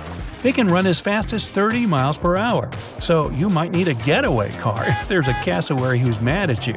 But don't worry, their attacks are quite rare anyways. Mute swans are gorgeous, graceful creatures. At least that's what we all think. But touching one of these 28-pound birds is a bad idea. They have bony spurs in their wings that they use to take enemies out. Their wingspan is about 8 feet, and they can slap you with all of that. And they also bite. Don't ever get too close to one. They regularly go after humans, especially if the bird has younglings nearby. And don't let the name fool you either. They aren't mute. Swans can hiss loudly and even bark. Good warning signs that you're encroaching a bit too close. Humans and magpies have always had weird, almost love-hate relationships. These medium-sized birdies can be pretty aggressive at times, but if you treat them well, you'll probably become friends. They can recognize human faces, and they're sure to come back to your balcony if you treat them to something yummy. If you offend a magpie, they're gonna remember that too and bear some grudges. So keep an eye on your eye. Pardon the pun. Pelicans are symbols of love, and they say they're ready to sacrifice their own life to protect their offspring. Ah, now it's clear why they can swallow the entire prey without even chewing it or tearing it. You just don't want to go near their nest. Sure, you're not a tiny fish and pelican beaks are too small for a human being, but you don't want to be bitten now, do you? Okay, this one's gonna frighten you only with its name. A shoebill stork is an impressively large bird, up to 5 feet, just below the average human height. No wonder they can fight a crocodile. Alright, a baby crocodile. But they need only their super powerful jaw to win in one hit. Still not afraid? Well, they make blood-chilling noises as if you were in some action blockbuster movie. If you think these cowardly ostriches don't pose any danger, you got it wrong. Twice. First, they actually don't shove their heads in the sand. It's an optical illusion. And yeah, how are they even supposed to breathe in the sand? Second, these guys are kinda overprotective parents. So if you ever want to approach their young, these heavyweight beasts who can run as fast as a car within city limits are gonna come for you. Not scared yet? Well, you should be. Ostriches are the closest living relatives to T-Rex, together with chickens. What seems look quite harmless, except for their foul smell, but that's another story. But their babies have notorious wings. The chicks' flappers have 2 distinct claws that are multi-purpose. First, they are a sort of protection against predators, and second, they help them climb trees in case the baby's out of the nest. Once they grow up, the claws disappear just like milk teeth. Size doesn't matter at times. If you were a hummingbird, you'd have to eat almost 300 pounds of food per day to maintain normal weight with that little bird's metabolism. But the lifespan would be way shorter too, only about 3 to 5 years. If you dye your hair, you probably have more in common with a bearded vulture than you might think. We're probably the only 2 species in the world who use dye on purpose. Vultures dye their feathers with red soil to show their dominance over other birds. People, well, we just like changes. California condors may not be as large as an aircraft, but they're huge anyways. Their wingspan is almost 10 feet.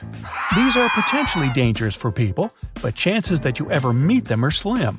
There are only about 200 of them left in the US. Here you are, looking for something yummy in the fridge, but you just can't see what you really want. If you were a Bastion thrust, you'd break wind at the fridge. Sounds gross, but that's apparently the way these birdies look for hiding worms. They give them a gas attack, so the worms get shocked and yippee! They are now an easy target for a Bastion thrush. Hold your nose and bon appetit! Okay, enough of those funky stories. Let's look at the skies. You wouldn't expect a poisonous bird on this list, but alas, I present to you the hooded pitahui. Scientists found out they were poisonous when they kept experiencing numbness and a burning sensation after handling these birds. There are lots of toxins in their feathers, especially on the underside. The birds don't produce toxins themselves. They probably get them from the beetles they eat. Or how about the spur-winged goose? These guys are notorious for being toxic too. And the toxicity comes from munching on blister beetles. Blech. It's safe to touch them, but eating one can lead to irreversible consequences. Wink wink. The toxin remains even after cooking. Another bird you don't want to eat is a common quail.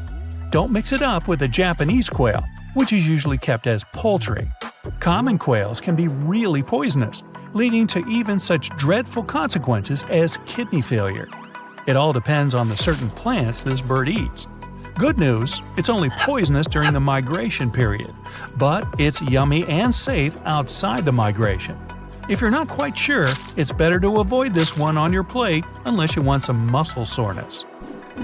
If you spot a cute, fluffy, snowy owl, you better close your eyes and run. They might look innocent, but in fact they have razor-sharp talons which they know perfectly how to use. They point them at the most vulnerable parts, like head, eyes, you got it. Do not mess with a snowy owl. One more species you don't want to contact is the little shrike thrush. Say that a few times fast. Shrike thrush. Just look at this tiny birdie and its innocent eyes, and don't let them fool you. Remember the way they look and never touch them. They're as poisonous as notorious Central and South American dart frogs. Blue-capped Ifrita may be tiny, but it has a toxic mechanism that makes this small birdie invincible. They eat only certain types of beetles that provide this bird with special toxins. Even if you touch it, you'll probably get numb as a result of intoxication. It's inedible since the toxins don't disappear even when it's cooked. Golden eagles are the power lifters in the birds world. They can carry weights up to 4 pounds. They pick up tortoises and other prey easily. These mighty birds are strong enough to steal a toddler, but they actually never do that. Moreover, in Mongolia, people even use these eagles to hunt wolves. Canada geese have been living close to humans for years, but they're still wary of us getting near their homes, especially in the spring mating season. At this time, the geese can chase and bite people they consider a threat to their eggs, mates, or babies. If you want to avoid being attacked by these seriously angry birds, the best thing you can do is just slowly back away. Romantic seagulls in the sky don't seem to cause many problems. The worst thing they can do is leave you some unwanted droppings. Well, this impression is pretty misleading because these birds are very aggressive. Like all of their kind, they don't attack because they feel like doing so.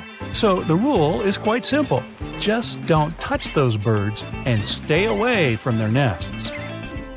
Oh, and when the time machine is finally invented, be especially careful with the birds from the past. Velociraptors are long past existing, just like the rest of the dinosaurs. They had talons and feathers, so these guys were actual birds and not scaly lizards. By the way, these are the stiletto-sharp talons you should be afraid of. These could cut anything. Beware if you go into the future too, you never know what's waiting for you over there. Why wouldn't you want to wade into this cool pond on a piping hot summer day? You dip into the refreshing water and enjoy the breeze. Everything's perfect. Until a dark shadow drifts by under the surface. You think it must be a leaf based on its size, so you don't pay it any mind. Until it bites you, right on your big toe! After running out of the water, you realize you've been the subject of a giant water bug strike. you've had the unfortunate chance to meet a toe biter, or sometimes called an alligator tick. You'll survive this monster's bite, but it will be unpleasant. Because giant water bugs are found worldwide in freshwater habitats, their bites are more common than any of us would like. Be on the lookout next time. Here's what you need to know to spot them. The giant water bug grows to be more than 4 inches long. According to Guinness World Records, that makes it the largest aquatic insect on Earth. A nip from one of them is said to be some of the most painful injuries a human can suffer from bugs. Although they can be found around the world, they're especially common in North America. They blend into the landscape. Their dark brown body mimics the leaves of the wetlands. No wonder you didn't spot it.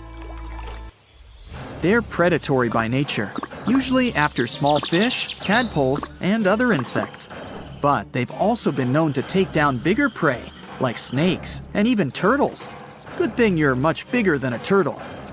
In some species, female toe biters lay their eggs on the male's back. He then carries them wherever he goes. As sweet as that sounds, the sight of a male toe biter carrying his eggs is unfortunately super unpleasant and will send shivers down your spine. And what's worse, even though they're called water bugs, they can fly. So don't just watch out below, because they can come from the sky. As you catch your breath on the shore, something lands on your shoulder. Quick, swat it away! It's a botfly! Botflies are vicious tiny insects that lay their eggs in mosquitoes, injecting those eggs into humans. Your warm body temperature creates the perfect incubation environment. When they hatch, they start their lives with the grueling task of eating their way out. Lovely. You're most likely to find them in Central and South America, but it's not implausible for you to have an unlikely encounter with these small creatures in Florida as well. The name hammerhead worm calls to mind nothing good. It sounds like an impossible cross between a shark and an earthworm. Looking at one, that's not far off. Multiple sightings of this strange creature were reported across Georgia. They live up to their name, with a distinct crescent moon-shaped head. Well, what appears to be their head, their mouth is halfway down their bodies. Their appearance is off-putting for a reason. These babies are poisonous. They produce tetrodotoxin, the same as pufferfish. Scientists aren't yet sure how it uses the toxin, but the best bet is that it's a tool to catch its prey, other worms. We also don't know how much of it would hurt a human, but experts say to stay away no matter what. Especially don't harm it, because it has the spectacular ability to reform itself out of cut sections of its body, like the myth of the Hydra. Side note, someone with a great sense of humor nicknamed these grubs lanchovies, which sound much less scary than hammerhead worm. The giant silkworm caterpillar looks as intimidating as it should. Its potent venom is no joke. The larvae are sheathed in tiny spear-like bristles, which release a highly poisonous anticoagulant toxin. So getting pricked by one of these isn't ideal, but they make it even worse by gathering in bunches. So it's common to accidentally brush up against multiple caterpillars at the same time. Most people who are stung don't feel it. That's good, right? Well, no. It means they have no idea what's going on when symptoms appear. Plus, there's no visible mark left where they've been stung. One of the strangest things about this caterpillar is that it's super tiny compared to the damage it can cause, usually around 2 inches. They're commonly found in the rainforests of South America, including in Uruguay, Argentina, and Brazil. But plot twist, this creepy crawly doesn't just come in one form. The caterpillar is only in the first stage of its life. Yeah, that's what it looked like as a baby. Once it reaches adulthood, it takes on an entirely different shape as the giant silkworm moth. But don't be fooled into thinking it's harmless now because it's lost its vicious spikes. It's still venomous, and now it can fly. You can take comfort in knowing that it only lives for a few weeks in this form though, because once it metamorphoses, it no longer has a mouth to eat with. The Australian funnel web spider toxin can take out an adult human in about 15 minutes. That's why it's widely considered the world's most dangerous spider. While all funnel web spiders are no darlings, this specific species takes the cake.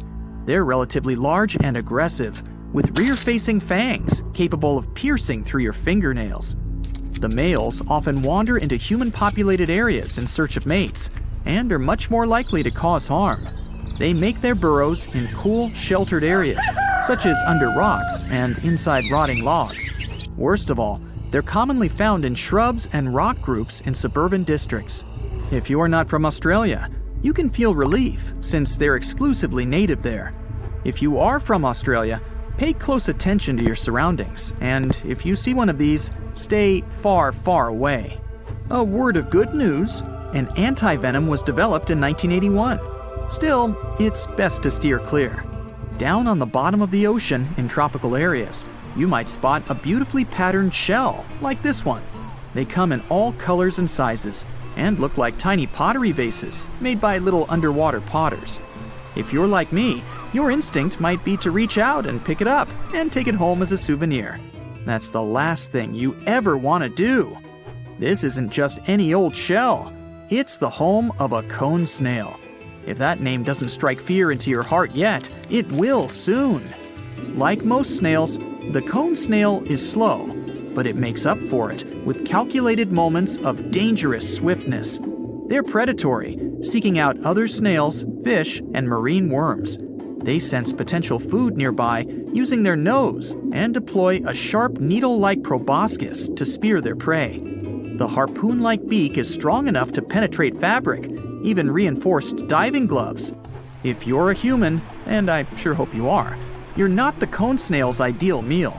That doesn't stop it from stinging people that get too close. If it does sting you, you probably won't feel it because the venom that is injected in that instant is laced with a natural pain reliever. The lack of pain is actually what makes this snail so dangerous. Without knowing what's hit you, you may not register the sting symptoms until it's too late.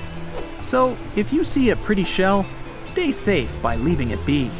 This minuscule bombardier beetle has a unique talent. When threatened, it can shoot boiling hot poisonous acid from its backside. It uses the stinky chemical spray to ward off predators and lash out against other insects. And it works well. Sometimes it even saves their lives after they've been swallowed. Frogs will often spit them back up once they taste their less than pleasant flavor. You might find one in many different ecosystems, from deserts to grasslands to thick forests. They're so versatile that they're found on every continent, except Antarctica. You've probably never noticed one before, because they're so tiny, only about the size of a fingernail. Incredibly, a potent spray can come from such a little bug. It can be because of an elaborate internal structure of chambers and reservoirs that combine two chemical compounds, hydroquinone and hydrogen peroxide. They're stored separately in reservoirs inside the beetle's abdomen. They pass through valves and meet in a central chamber to mix with an enzyme that kickstarts the reaction. Gases created in the reaction rapidly expand and produce massive amounts of heat. Whatever you do, you don't want to get on these little guys' wrong side. You might think that zombies only exist in the movies, but the threat could be much more real if you're a cicada. A fungus called Massospora has a unique goal that few other mushrooms share. It hitches a ride inside the bodies of the singing cicadas, overtaking the bugs' minds and turning them into real-life zombies. Affected cicadas act very unnaturally, with their only goal being to spread more of the fungus to other cicadas.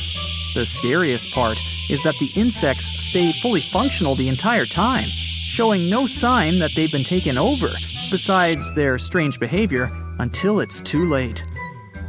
While they may not be a threat to humans, there's still something very unsettling about knowing that the buzzing bugs in the trees might be the creatures of scary movies.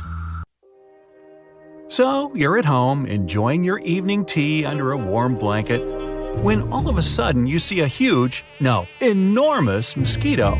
Its long and gangly legs have a span of your palm, and it clumsily bumps into all the obstacles it meets. Despite its awkward appearance, it's still terrifying. What if it carries malaria? What if it eats you alive in your sleep? Slowly, not to draw the monster's attention to yourself, You get out from your soft chair and run for it into the bathroom, lock yourself in there, and open the browser on your phone. After a few seconds, you draw a ragged breath of relief. Turns out it's just a crane fly, not a mosquito at all. It might look like a ferocious beast, but it's actually peaceful and even defenseless. Many crane flies don't even have mouths, so they don't eat at all, and those that have a mouthpiece will only munch on sweet flower nectar. Crane flies are really clumsy in the air. Their rather short wings are no match for their huge bodies and long legs, so they're slow and it's easy to catch them. Birds and frogs, as well as bats and cats, love them as a treat. The only way they can avoid being eaten is by losing a limb. Their legs easily break off even when nothing touches them. And if you're still unconvinced not to scram and set your house on fire when you see one, consider this. Crane flies can tell you if the water pool you're about to swim in is of good quality. If you see these bugs on or above the water, you're good to go. Even more, fishers often make their bait look like the crane fly larva. This makes it more appetizing for the fish. But while Googling, you get engrossed with reading up on some other weird and crazy bugs. For example, here's the human-face stink bug. Nah, they don't really stink, at least for humans. They give off pheromones that attract other stink bugs, letting them know there's food nearby. The most peculiar feature of it is in the name. A man-faced stink bug has a face on its back, with 3 black dots drawn in red. The vibrant color of its back warns predators that the bug isn't tasty or even poisonous, while the black eyes draw attention from them to the vulnerable head. Saddleback caterpillar's name is also quite telling. It looks like some creature from another planet with a bright green saddle over its back. And the saddle is, sadly, the only safe part of the thing to touch. The spines you see all over the rest of its body are sharp and highly poisonous. If you want to give it a friendly tap on the back, make sure you don't touch anything else. Well, we have a titan beetle next. Meet the largest beetle in the whole world. It can grow as long as your entire palm, complete with fingers. Seeing one in the wild can be a shocking experience, especially if it flies right in your face. But don't fret. Thankfully, this giant is placid and won't bite you if you don't mean it harm. Still, if you make it angry, never let its mandibles touch you. The bug will hiss and bite, and what such snap can crack a pencil in half. What's interesting, an adult titan beetle doesn't feed at all. It doesn't need food to survive.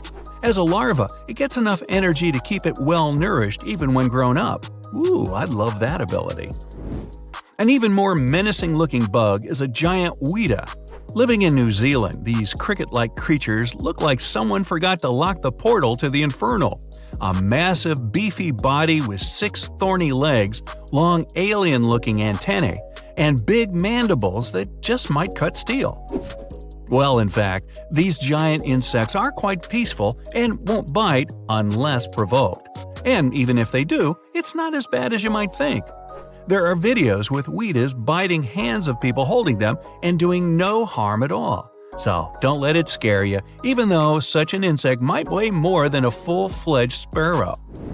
Atlas moths look like they have 3 heads, 2 of which are serpents. These pretty nocturnal flyers have strange shapes on the tips of their wings that look like snake heads. This seems to be their mode of defense from predators. And that's also why they're sometimes called cobra moths. In Southeast Asia and India, where they normally dwell, atlas moths are often found on butterfly farms producing silk. And that's some sight. The wingspan of one such moth can reach 10 inches. That's larger than your hand. Peacock spiders are perhaps the cutest arachnids in the world, second maybe only to their jumping cousins. They're so tiny you probably wouldn't even notice one scrambling through your kitchen. But if you get a chance to take a closer look, do it. Peacock spiders are beautiful. They have large, beady eyes, a shiny blue and red coat, and cute fuzz on their body and legs. And their mating dance is something else entirely. Too bad they only live in Australia. Another moth on the list, the hummingbird moth. Remember the atlas one, how huge it was? Well, this one's as big as a hummingbird and holds much more resemblance to its namesake than that. The speed at which it flutters its wings, the long tongue to drink flower nectar, and even the sound it makes when flying, all of it makes you wonder if it's really a moth after all. Of course, the fuzzy critter is absolutely safe, and you should consider yourself lucky if you ever see one. Long-horned orb weaver spider is one of the most unusual arachnids in the world. It's just your regular spider in all respects, but for some reason, it boasts two long curved horns on its back. The back itself is bright orange to ward off predators. Red means danger. But scientists are still unsure why this spider needs those prongs, so there's a web of mystery for you. The soft rustling of leaves underneath, a pile of them slightly moving, and a big mighty horn shows up. It's the Hercules beetle, one of the largest beetles on the planet. Almost half of its size comes from that horn on its head. Thanks to this wonderful appendage, you know exactly it's a male. Females don't have it at all. Yet the name comes not only from the horn, but from the amazing ability of this giant to haul extremely heavy loads. Its strength is second only to dung beetles. A Hercules can carry as much as 850 times its own weight. If you ever see a bug with 5 heads wearing a pointy cap, no, you're not on another planet. It's a Brazilian treehopper. Straight from a sci-fi movie and onto your screens here, this insect is a real mystery. It's small and secretive, and much is still unknown about it. No one knows why exactly the treehoppers have these fuzzy balls on their heads, but they've only got one head after all. That much is certain. Going for a swim in a freshwater pond somewhere in the African tropics. Watch your toes. You can get a giant water bug hunting them. It's a predatory bug and the largest of its kind. With those huge pincers, it's no wonder it's commonly known as an alligator flea and a toe biter. The bite of this water-dwelling monster is really quite powerful. It grabs its prey with the front legs and then slowly munches on it. And when I say it's a predator, I mean it. Giant water bugs' favorite food is fish and amphibians. Despite their name, scorpion flies aren't related to scorpions. They get this moniker thanks to their tails, which look a lot like the notorious arachnids. Seeing a flying scorpion is a daunting sight at best, but fear not, these critters are small and gentle, and they can't even bite you. Only the males have such a tail, and they use it to attract females. Hey! What do you imagine when you hear the words walking stick? Certainly not a bug, but that's exactly what it is. Look at this twig and try to guess. Is there something alive on it or not? Yes and no. This twig is not a twig at all. It is a walking stick. These insects have developed a fascinating camouflage. They're long and unassuming, able to stay still for hours on end, which makes them look like dry twigs. But as soon as you touch one, it scrambles away on its gangly legs.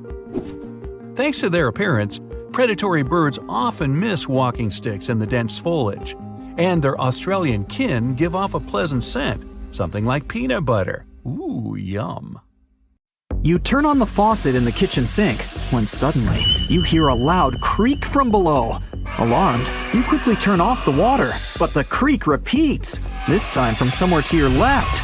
You tiptoe to the door, careful not to make a sound, when the entire house starts shaking and groaning.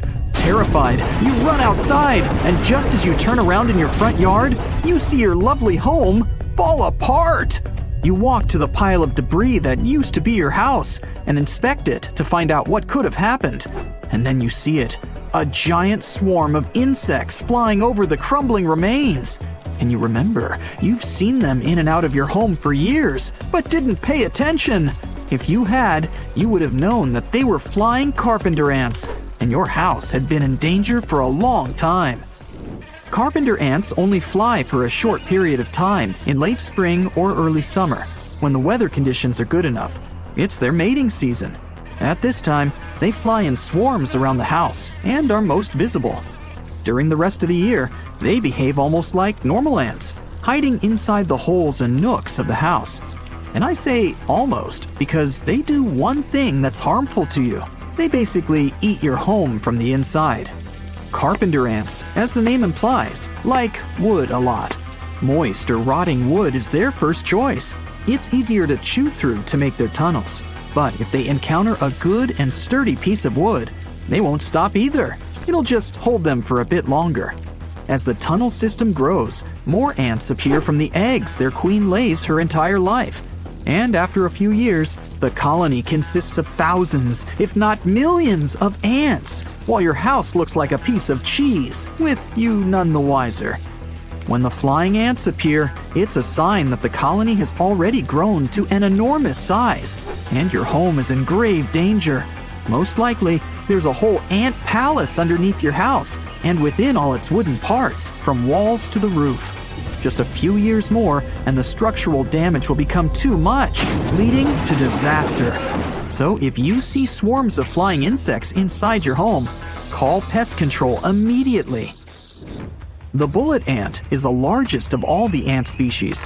Still, despite being the biggest, they grow to no larger than the size of a penny. The bullet ant is most likely to be found in countries such as Nicaragua and Paraguay, deep within the rainforests. It might be small, but it has a big bite. The bite of a bullet ant is up to 30 times more painful than the sting of a wasp or a bee. Locals sometimes refer to the small insect as the 24-hour ant because you'll experience an entire day of discomfort after their bite. Despite the unpleasant feeling, the bite of a bullet ant isn't too dangerous and should heal within a week. These ants have a peculiar habit that might make it easy to avoid their powerful bite. Bullet ants release a strong and disgusting stench to drive away predators. So, if you ever find yourself trekking through the rainforest and smell an intensely unpleasant odor, run. There are just shy of 300 different species of fire ants all across the world. All the species have the same powerful bite. They're tiny insects who travel in large colonies and have a distinct light brown color, almost red.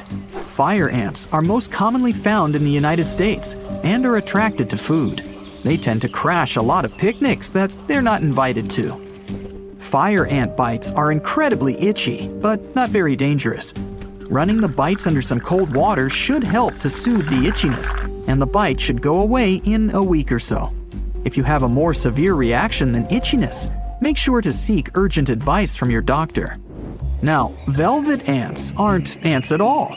They're a kind of wingless wasp that just looks a lot like ants. These bugs don't form large colonies and usually live alone, hiding in tall grass.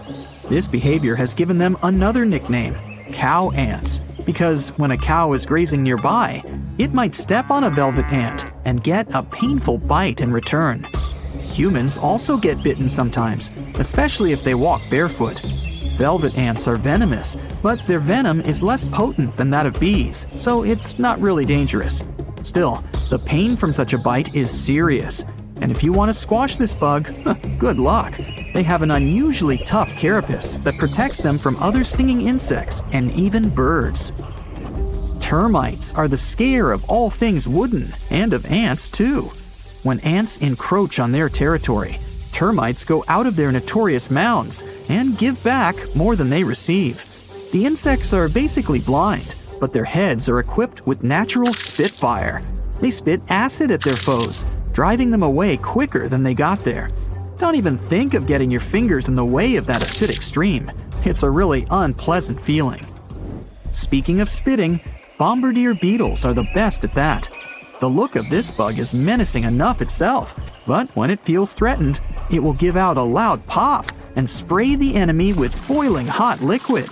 There's a chamber inside the bug's belly that keeps two substances for that. When they mix before spraying, they react with each other and quickly get really hot. Even birds are in big trouble if they get into the beetle's way, and other insects simply have no chance against it. Tarantula hawks are long, thin insects with beautiful rust-colored wings and yellow antennae. They tend to be found in rainforests across Asia, America, and Africa. They like to live alone and make their homes by burrowing into the ground. If you ever come across a tarantula hawk, be sure to move away very slowly. These insects only attack if they sense a threat. Tarantula hawks are thought to have one of the most painful stings in the world. The pain of the tarantula hawk sting is incredibly intense and lasts for 3 to 4 minutes. After these minutes have passed, the sting won't require any urgent care and should heal on its own. The yellow jacket is a dangerous species of wasp that can be found all over the world. They're named for their distinctive yellow and black patterns. The yellow is a striking neon color, much brighter than a normal wasp. Yellow jackets live in large colonies and build their nests in trees, bushes, and even underground. If you come across a yellow jacket nest, move away slowly and be careful not to threaten or irritate the wasps. The sting of a yellow jacket definitely isn't a pleasant feeling. The Japanese hornet is the largest species of hornet in the world. The Japanese hornets have a yellow and black striped pattern, just like the yellow jacket. What makes them distinguishable from bees and wasps is their size and shape. The Japanese hornet is much larger and thinner than a bumblebee, and much longer than a wasp. These hornets, of course, live in Japan, where they travel in colonies of up to 700 members. People who have previously been stung by the Japanese hornet often say it's like being struck by a red-hot poker. If you're ever unfortunate enough to be stung by one of these insects, immediately call for help. And while you wait for the doctors, wash the sting with cold water. Asian giant hornets live mostly in Asian countries, but they were reported in North America in 2019. These beasts are big, yellow, and vicious. It's impossible to confuse a giant hornet with any other bee or wasp. They are much larger and a lot more aggressive.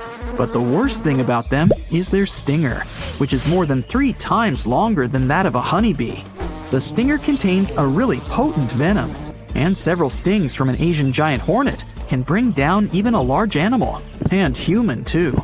And if that wasn't enough, these creatures can even spray their venom, aiming at the eyes.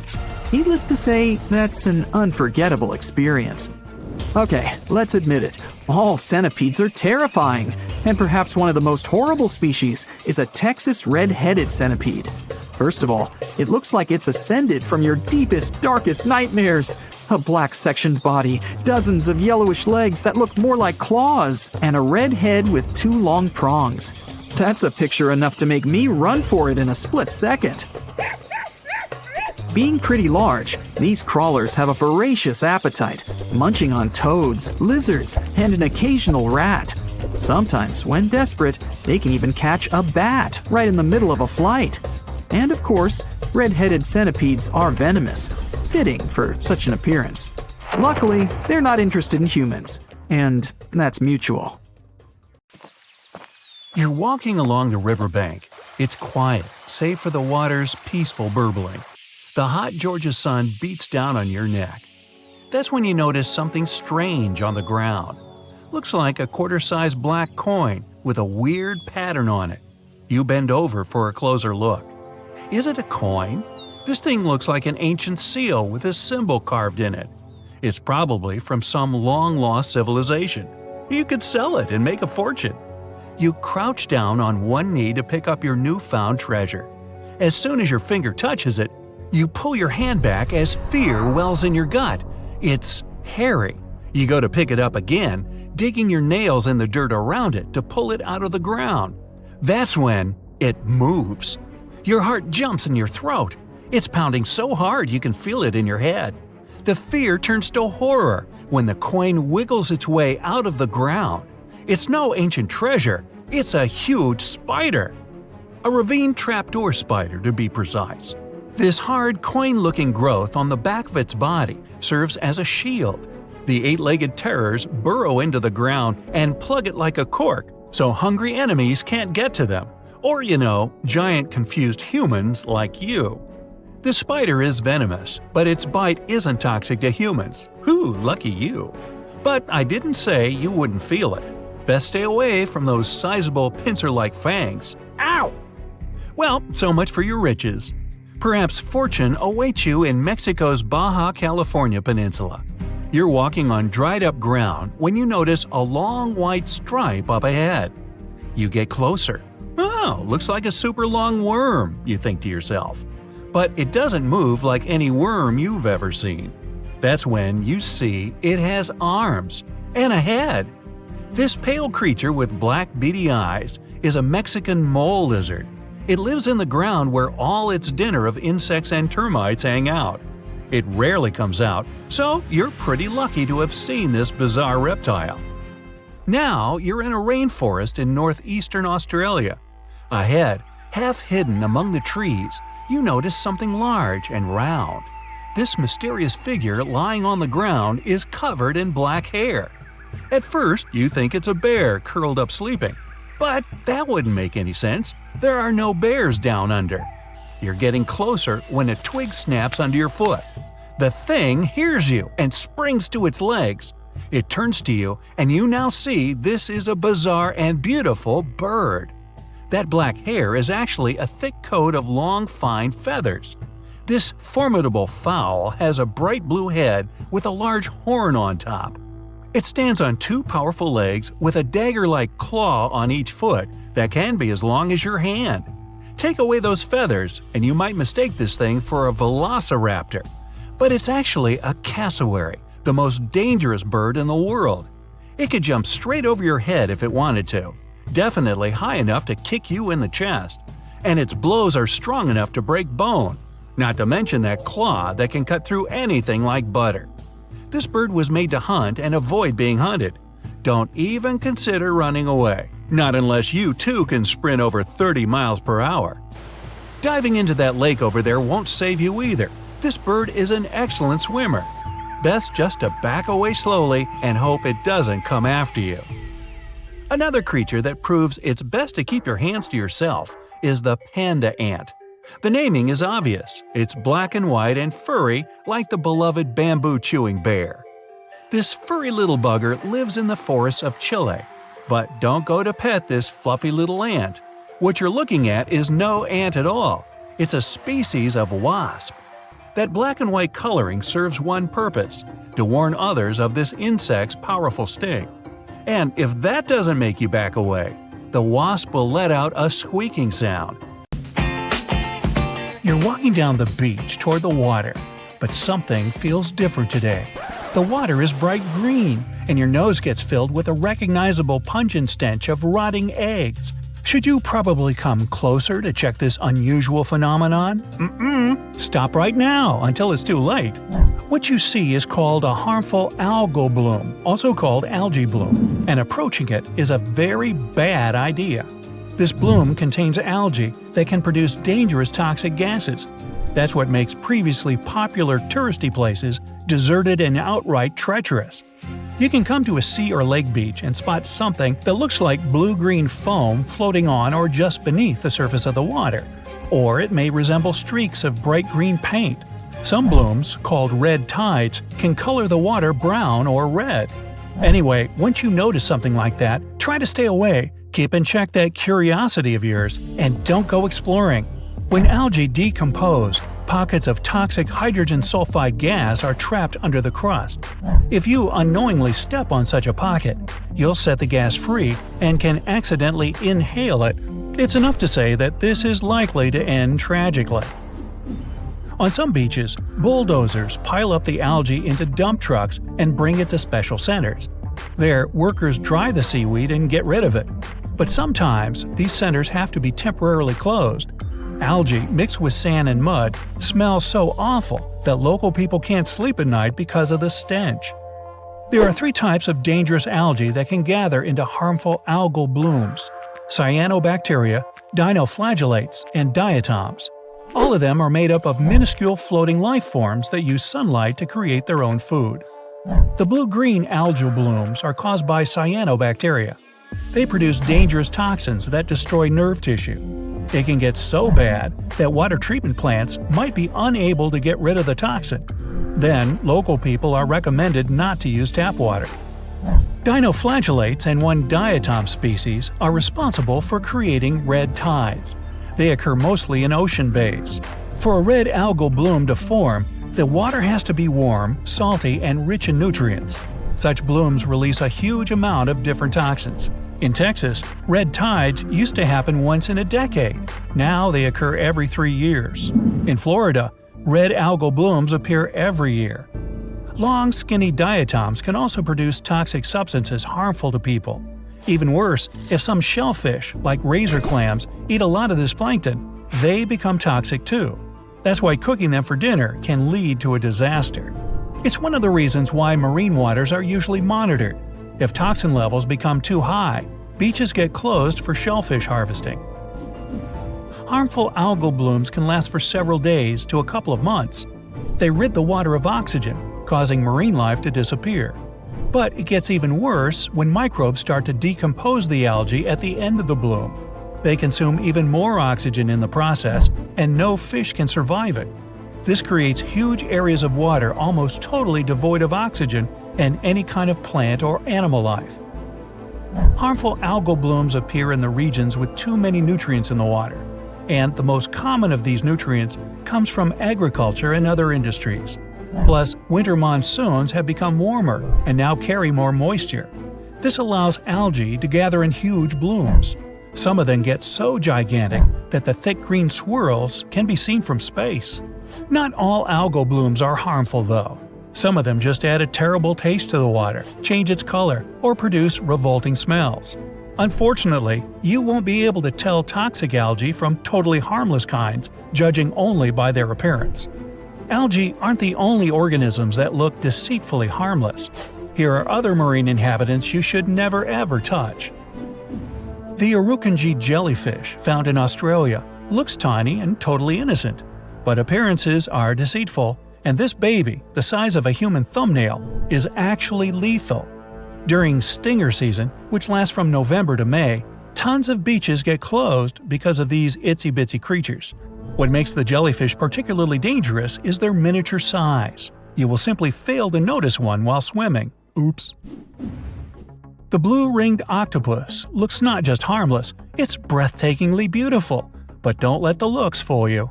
You wouldn't want to disturb this relatively small 8-inch-long creature. It carries enough venom to bring down 26 adults within mere minutes. And once the animal feels threatened, well, you can probably guess the outcome. At the same time, when left alone, the octopus is absolutely docile. The infamous box jellyfish, named for its cubic body shape, lives in the Indian and Pacific Oceans. Stay clear from a creature with a squarish bell and long dangling tentacles. And even if you see only a single tentacle, without the jellyfish attached to it, don't come close or touch it. The box jellyfish can grow up to 10 feet, and each of its tentacles has about 500,000 microscopic harpoons to inject venom. Unlike other jellyfish, box jellyfish are hunters. They can latch onto you by wrapping their slender tentacles around your limb or body. With how dangerous their venom is, it won't be a pleasant experience. The crown-of-thorns starfish got its name because of the venomous spines covering its entire body. The second largest starfish in the world, it can grow up to 20 inches across. They feed on corals, and they eat a lot. Just one hungry starfish can finish off more than 100 square feet of corals within a year. The creatures also tend to have loads of babies. They produce more than 500 million eggs at a time. Really, an overachiever. The fairly small blue-spotted ribbon-tail ray mostly lives in the tropical Indian and western Pacific Oceans, near coral reefs. No more than 14 inches across, the creature has a striking color pattern. It's yellow with electric blue spots on its body and several blue stripes on its tail. But however pretty this animal is, keep in mind that it's also dangerous. It can injure you with venomous tail spines. You can come across lionfish in the South Pacific Ocean and in the Caribbean Sea. Despite what most people think, it's okay to cook these fish. These creatures present real danger when they are alive. You can get accidentally stung by their needle-sharp fins that contain venom. If you're an enthusiastic shell collector, you should know the cone snail by sight. About 4 inches long, the snail looks cute and innocent, but this look is deceitful, especially if you're dealing with a tropical species. Imagine finding a pretty shell and picking it up. You aren't afraid, your diving gloves seem to offer perfect protection. But cone snails have tiny needle-like protrusions they can deploy from their mouths, and those are full of lethal neurotoxins. These harpoons can easily get through your diving suit's fabric, but the worst thing is that the venom contains painkillers. You won't even know you've been stung. The flower urchin got to the Guinness Book of Records as the most dangerous sea urchin on the planet. These creatures live in the Indian and Western Pacific Oceans. And while a flower urchin may look like something you'd love to see in your aquarium, never ever touch it. Flower urchins have enough venom to make your holiday extremely unpleasant. Or short. The reef stonefish, the world's most venomous fish, knows how to camouflage. Oh goody. It can blend into the surroundings so well, you won't even notice it, even if you're paying attention. This makes it all too easy to step on the fish. Once the creature feels threatened, like when you're accidentally trying to crush it, it extends the venomous spines growing along its back. The more pressure, the more venom the fish produces. The creature remains dangerous even taken out of the water. The Indonesian needlefish isn't venomous, doesn't have sharp teeth, and will most likely stay as far away from you as possible. The danger lies in the fish's body shape. After all, it wasn't called the needle for nothing. Needlefish swim near the surface. In case of danger, they launch themselves out of the water, and their speed can reach 37 miles per hour. Their long, sharp jaws turn the fish into flying spears. The striped surgeonfish got its name because of the spines growing near the base of its tail. When the fish feels in danger, it moves the tail and reveals these scalpel-shaped spines. If you don't hurry to move away, you can get several nasty cuts. Keep in mind that some species are also venomous. Hey, have a nice day at the beach, y'all! Leaving your valuables or a chocolate bar in a car is a no-brainer. But there are other things people often overlook. Here's what to watch out for before leaving your car. Number 1 is aerosol cans, hairspray, deodorant, spray paint, household cleaner, and that sort. On the back of these cans, you might notice a storage temperature recommendation. Well, stick to that. Here's what can happen. Since these cans are pressurized, they become more sensitive to temperature. What's inside the aerosol may expand, and this may result in a crack, and then the can blow up. Temperatures above 100 degrees Fahrenheit are already alarming, and it can easily get as hot as that in your car on a warm summer day. Researchers from the USA have figured out how long it takes a car to turn into a sweat factory on a hot day. Within 1 hour, the insides of the car parked in the sun reaches 95 degrees Fahrenheit or hotter, with an average temperature of 116 degrees Fahrenheit. So, if you want your car in one piece and running, take aerosol cans with you. The second item is sunscreen. Sunscreen is vital for your skin since it decreases the risk of skin complications and prevents skin aging caused by the sun. This includes wrinkles, sagging, and age spots. But when you leave sunscreen in your car, it gets exposed to high temperatures, and it can ultimately shorten its shelf life. If you end up finding spoiled sunscreen, you might notice a funny smell when you open the cap. Plus, the heat might cause the cap to open, and the sticky substance will get all over the car. The same rule applies to lipsticks and other cosmetics as well. The next one is plastic bottles. There are 2 reasons why you shouldn't leave them inside your car. Firstly, a plastic water bottle can act as a lens, magnifying the sun's rays and starting a fire. A fire department in Oklahoma conducted an experiment and confirmed that the danger of fire was real. David Richardson from that department says it can happen if the beam of light is focused enough. The second reason is related to your health. Many plastic bottles contain bisphenol, a potentially toxic compound. The BPA levels can increase at high temperatures, and that can be harmful to your body.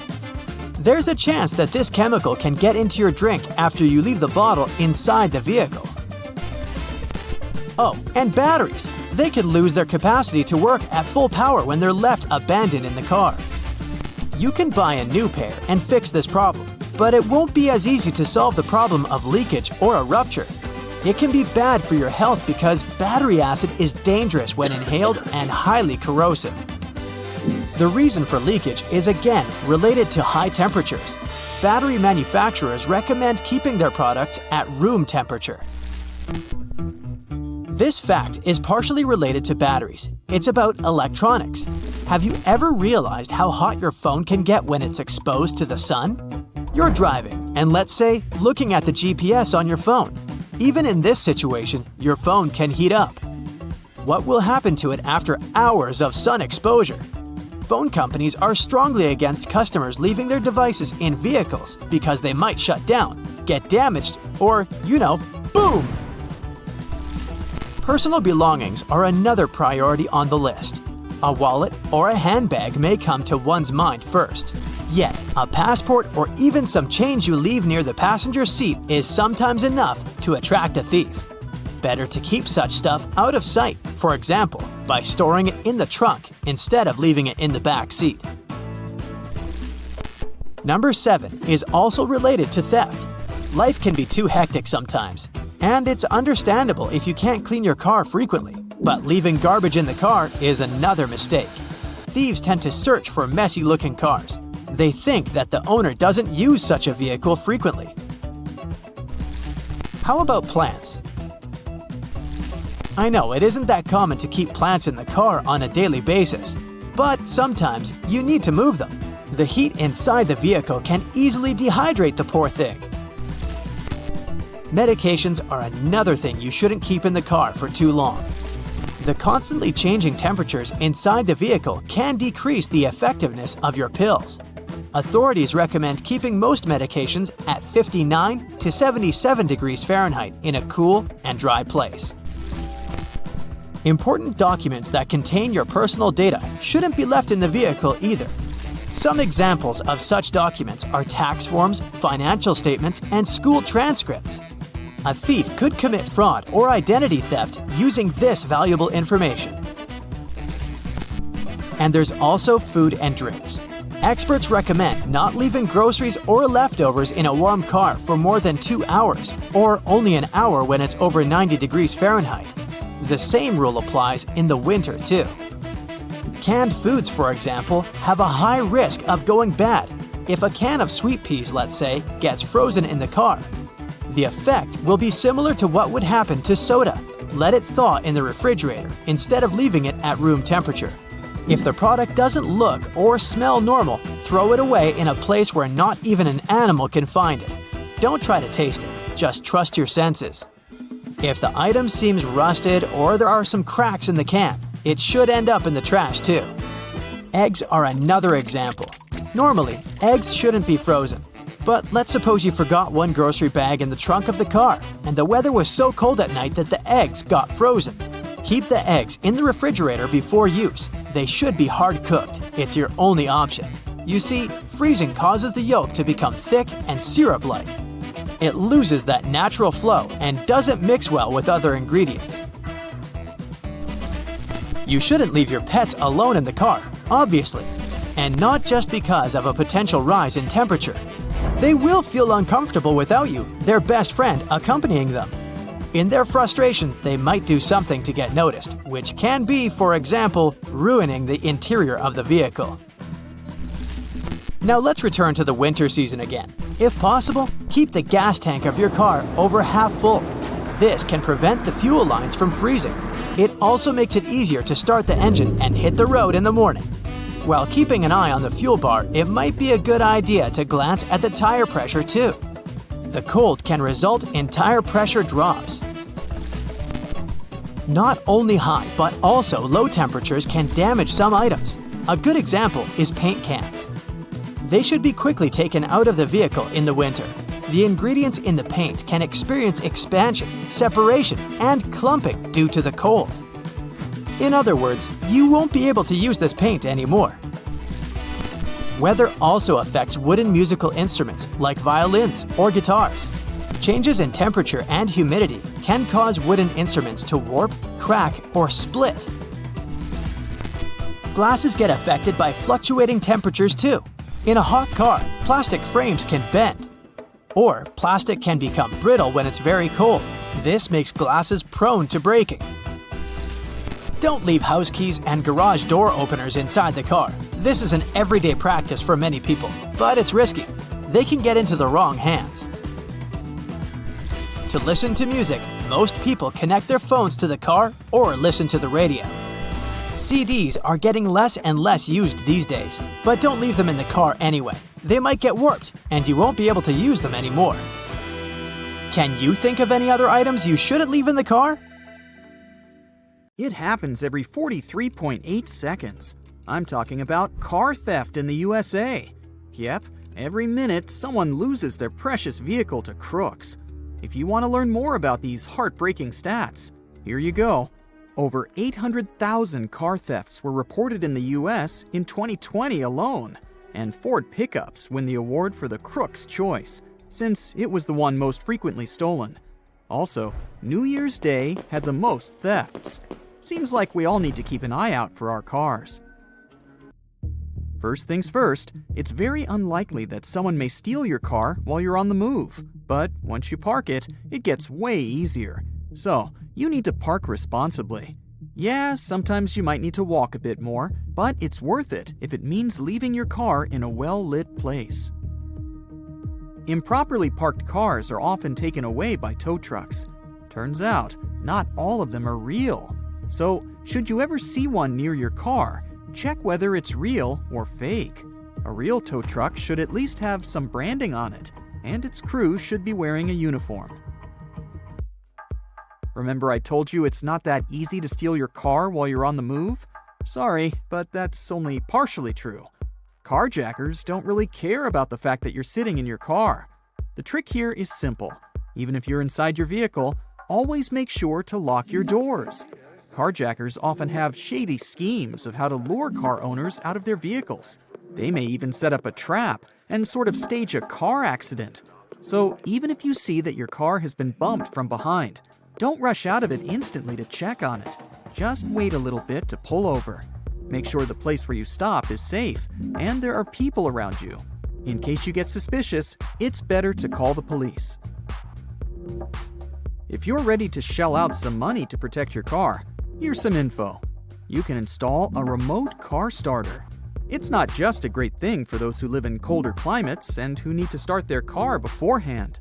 Its main advantage is that you can't drive away with a car started like this, since this mode doesn't allow you to shift gears. Any car has a vehicle identification number, or simply VIN. This one may seem pointless, but here's a trick. When thieves sell a stolen car, they do VIN switching. It's when they want to disguise a stolen vehicle and use another VIN from a similar car. But if you etch your VIN on each window of your vehicle, crooks will instantly see that you're interested in protecting your car. Plus, such a vehicle will seem spoiled for them. After all, they'd have to do the VIN switching, plus they'd have to come up with a plan on how to fix the windows, as they have the VIN etched on them. They'll probably need to change the windows altogether, and that's pricey. So reselling such a car would appear too time-consuming for crooks, and they aren't willing to put in that much effort.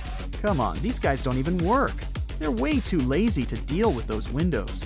By the way, some specialists can do this etching for you, so you don't have to deal with it yourself. By the way, if you want to buy a used car, a VIN can help you a lot. Some cars are sort of cloned, which means their VIN isn't real, but was simply added to the plate manually. So you have to check all the documentation before buying a used car. Pay special attention to the DVLA V5 documents and make sure that the VIN there coincides with the VIN on the vehicle. Here's another protection gadget. It's called a smart car alarm, and its sound is even nastier than the sound of an alarm clock. It can do two things. First, it makes a super loud sound that can both scare away intruders and attract witnesses. Second, it can send you an alert in case you somehow don't hear the deafening sound it makes. There's another secret mechanism that can protect your car. You can install an emergency stop button that you can wire to the ignition, battery, fuel line, you name it. When you get out of the car, you simply need to flip the switch.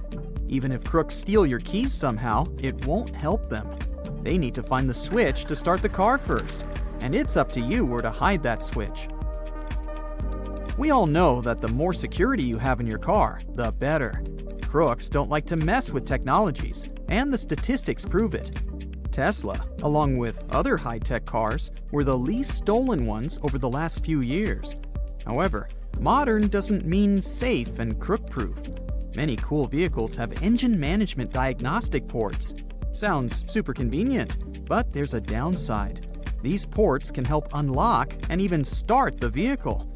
So if your car has such a feature, consider getting a lockable cover. Always check whether you've closed the windows before leaving your car. Even the smallest gap is enough for a crook to open the door and steal the car. Yeah, don't tell me it's obvious. I somehow see cars with open windows every single day. If a crook really wants to, they can simply smash a window with a heavy object or even a rock. See what I'm driving at? Try not to make crooks want to open your car. That means there shouldn't be any valuables visible. So please, no laptops or purses on the front seat. Hide them in the trunk or take them with you. There are many options. Just don't show thieves that there's something they can steal from your car. Keeping a spare key in the glove box isn't the best idea either. Crooks know where to look for it. It's really simple. They've opened the car, which isn't that complicated, and they just open up the glove box and they're free to drive. So let's say you still keep your valuables in the car and a spare key in the glove box because, you like it that way. Well, consider installing a steering wheel lock. It's probably not that functional, but experts believe it's a working visual deterrent. Remember how thieves are sort of lazy and don't want to mess with various gadgets? Specialists claim that crooks are more likely to pass by a car that has a steering wheel lock on it. So even if a crook still wants to drive your car away, they won't be able to. Plus, it's not that easy to remove it. Now for the most obvious tip. It's CCTV.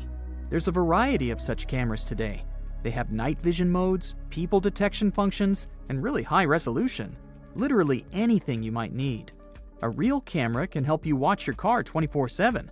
But in case you don't feel like spending money on that, you can install a dummy and hope that the thieves won't figure it out. Okay, let's imagine the worst. Someone ignored all of these simple tips and got their car stolen. What should they do? First, they need to provide all the information to the police. So make sure you know the color. I know, it's easy, but please don't use complicated wording while describing the car color. Like, it's not moss, but rather dark green. You also need to know the year, make, and model. Make sure you remember all these. The police will also need to know your license plate number and VIN. If you don't remember the VIN by heart, write a note on your phone just in case. You park your car in a dark alley, lock it, and leave it for just a couple of minutes to go grab a coffee. When you come back, your beloved vehicle is no longer there. A siren sounds. Oh wait, that was the alarm. Phew! Luckily, that was all just a dream, and you can help it to never come true. First of all, you can install a steering wheel lock in your car. It can either be a long metal rod stretched over the steering wheel or a chain lock connected to the seatbelt buckle. Both options are good to slow down the bad guys that might break into your vehicle. But don't make it 100% thief-proof. The thieves can just cut the steering wheel or even the lock, so you need to add some extra layers of protection to be sure. Criminals like to use gadgets that catch signals and help them steal cars without a key. For example, if the car is parked in a garage of a private house or under the windows of a multi-story building, the keys are accessible through the radio device. Thieves can easily intercept the signal, and the owners of the car won't notice anything. To protect your keys from relay attacks when they're stored at home, use something metallic. You can simply wrap the keys in foil to block the radio signals or keep them in a safe metal box. Park in areas that are well lit and have security cameras. Building entrances and parking lots are your best choice. An isolated garage isn't always the best idea because it could put you personally at risk. So if you do park in one of those, stay close to the attendant or where security cameras can see you. Keep the wheels turned towards the curb whenever you park. It will make it way harder for thieves to try to tow the auto with a tow truck. To steal a car, a criminal will have to make some extra maneuvers. It takes time and effort and can demotivate the bad guys. In many cases, it's not your car the bad guys are after. It's that shiny new laptop you dropped in the front seat or your designer purse that looks like it's stuffed with valuables. Things like that are hard to resist and often lead to a break-in. So take an extra moment to hide your belongings in the trunk, and your vehicle will be less tempting for criminals. Don't just jump out of the car, even if it's literally for a moment to buy something. If you need to get out, always stop the engine first, close the windows, and lock the doors. Storing your vehicle registration in the car is a good way to make the lives of thieves easier. They can present it to police officers in case they get pulled over. Your insurance information and VIN can help them get new keys to unlock the car, no problem.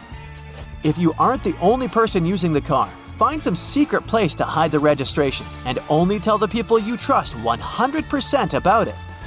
You can also take a photo of your title registration and insurance information and store them on your smartphone. Another option is to make copies of those important docs and keep them with you. Mark your windshields, windows, and mirrors with a VIN number, which is the identification number of the vehicle. This service won't cost you a lot, but will demotivate the bad guys. They'll have to spend money to change the marked glass, and they will think twice if they want to invest in your vehicle. You can also play spy and leave marks on different parts of the car with an invisible pen, or cover it in microdots with your ID details. This won't stop thieves, but it will make it easier to track the vehicle if it gets stolen. If you know that you'll have to leave the car somewhere new and you don't feel like it's a safe place, hide an old switched-on phone or tablet in it. Make sure you have a way to track it. Then, the Find My Phone feature will help you locate the phone and the car in a matter of seconds. You can either get a cheap data plan for real-time tracking or rely on GPS. It should work even without a SIM card. Protect your side mirrors from thieves with special covers. You can find models that come with locks made from anti-cut materials. The cover will also protect your side mirrors from scratches and scuffs and extend their lifespan. Plus, you can go creative and choose covers with your favorite team's logo or something else that's important to you. Not a bad idea to customize your vehicle on a budget, right? Car thieves use different schemes to distract your attention. A piece of paper stuck to the rearview window, a plastic bottle over the wheel, or a shirt on the trunk of your car. These and other small things will likely get you out of the car. The bad guys can also pretend to be nice and helpful and to tell you to pull over because there's something under your car. The idea here is, again, to get you out of your car and let them steal it. So instead of going out, close the windows, lock the car doors, and don't go out if there's someone suspicious hanging around. Criminals aren't the only bad guys who can do your vehicle harm. Harsh winter weather can be a problem too. If you don't want to find your wipers stuck to the windshield and scrape them off every morning, leave them up when you're not driving. You probably heard it's a bad idea because it ruins the arm's spring and can tempt someone to steal your wipers. Don't worry, the springs don't lose their elasticity, and there aren't really many people who are after your wiper blades. In case you forget to put the wipers up and find them safely stuck to your windshield, try running the AC. Cold air will defrost the windows just like warm air. It works by dehumidifying the air. If your lock is frozen and you can't get inside your own car, treat it with some hand sanitizer. That substance can melt the ice without a problem. To prevent your windshield from getting frosty, mix 3 parts vinegar and 1 part water and spray that solution on the windows overnight. It'll save you some scraping time in the morning. Always keep your gas tank more than half full in cold weather. Moist air will be happy to fill any empty space above the fuel in your tank. And that air will condense to water in the cold. Water is denser than gasoline, so it settles at the bottom of your tank. When enough of it accumulates, it'll go through the fuel line to the engine, and that's not really good. To protect your favorite car from rust, wash your vehicle regularly. Something as simple as that can be the difference, because dirt damages the protective layer of clear coat and paint and makes it easier for rust to sneak in. Don't forget to wash the undercarriage of the car and the wheel wells. Make sure the car paint isn't chipping or peeling. You need that layer to protect your vehicle from the elements. In the cold season, salt from the road can also cause some rust spots. To avoid that, you should at least rinse the car every week, even in the winter. And don't forget to wax it at least twice a year.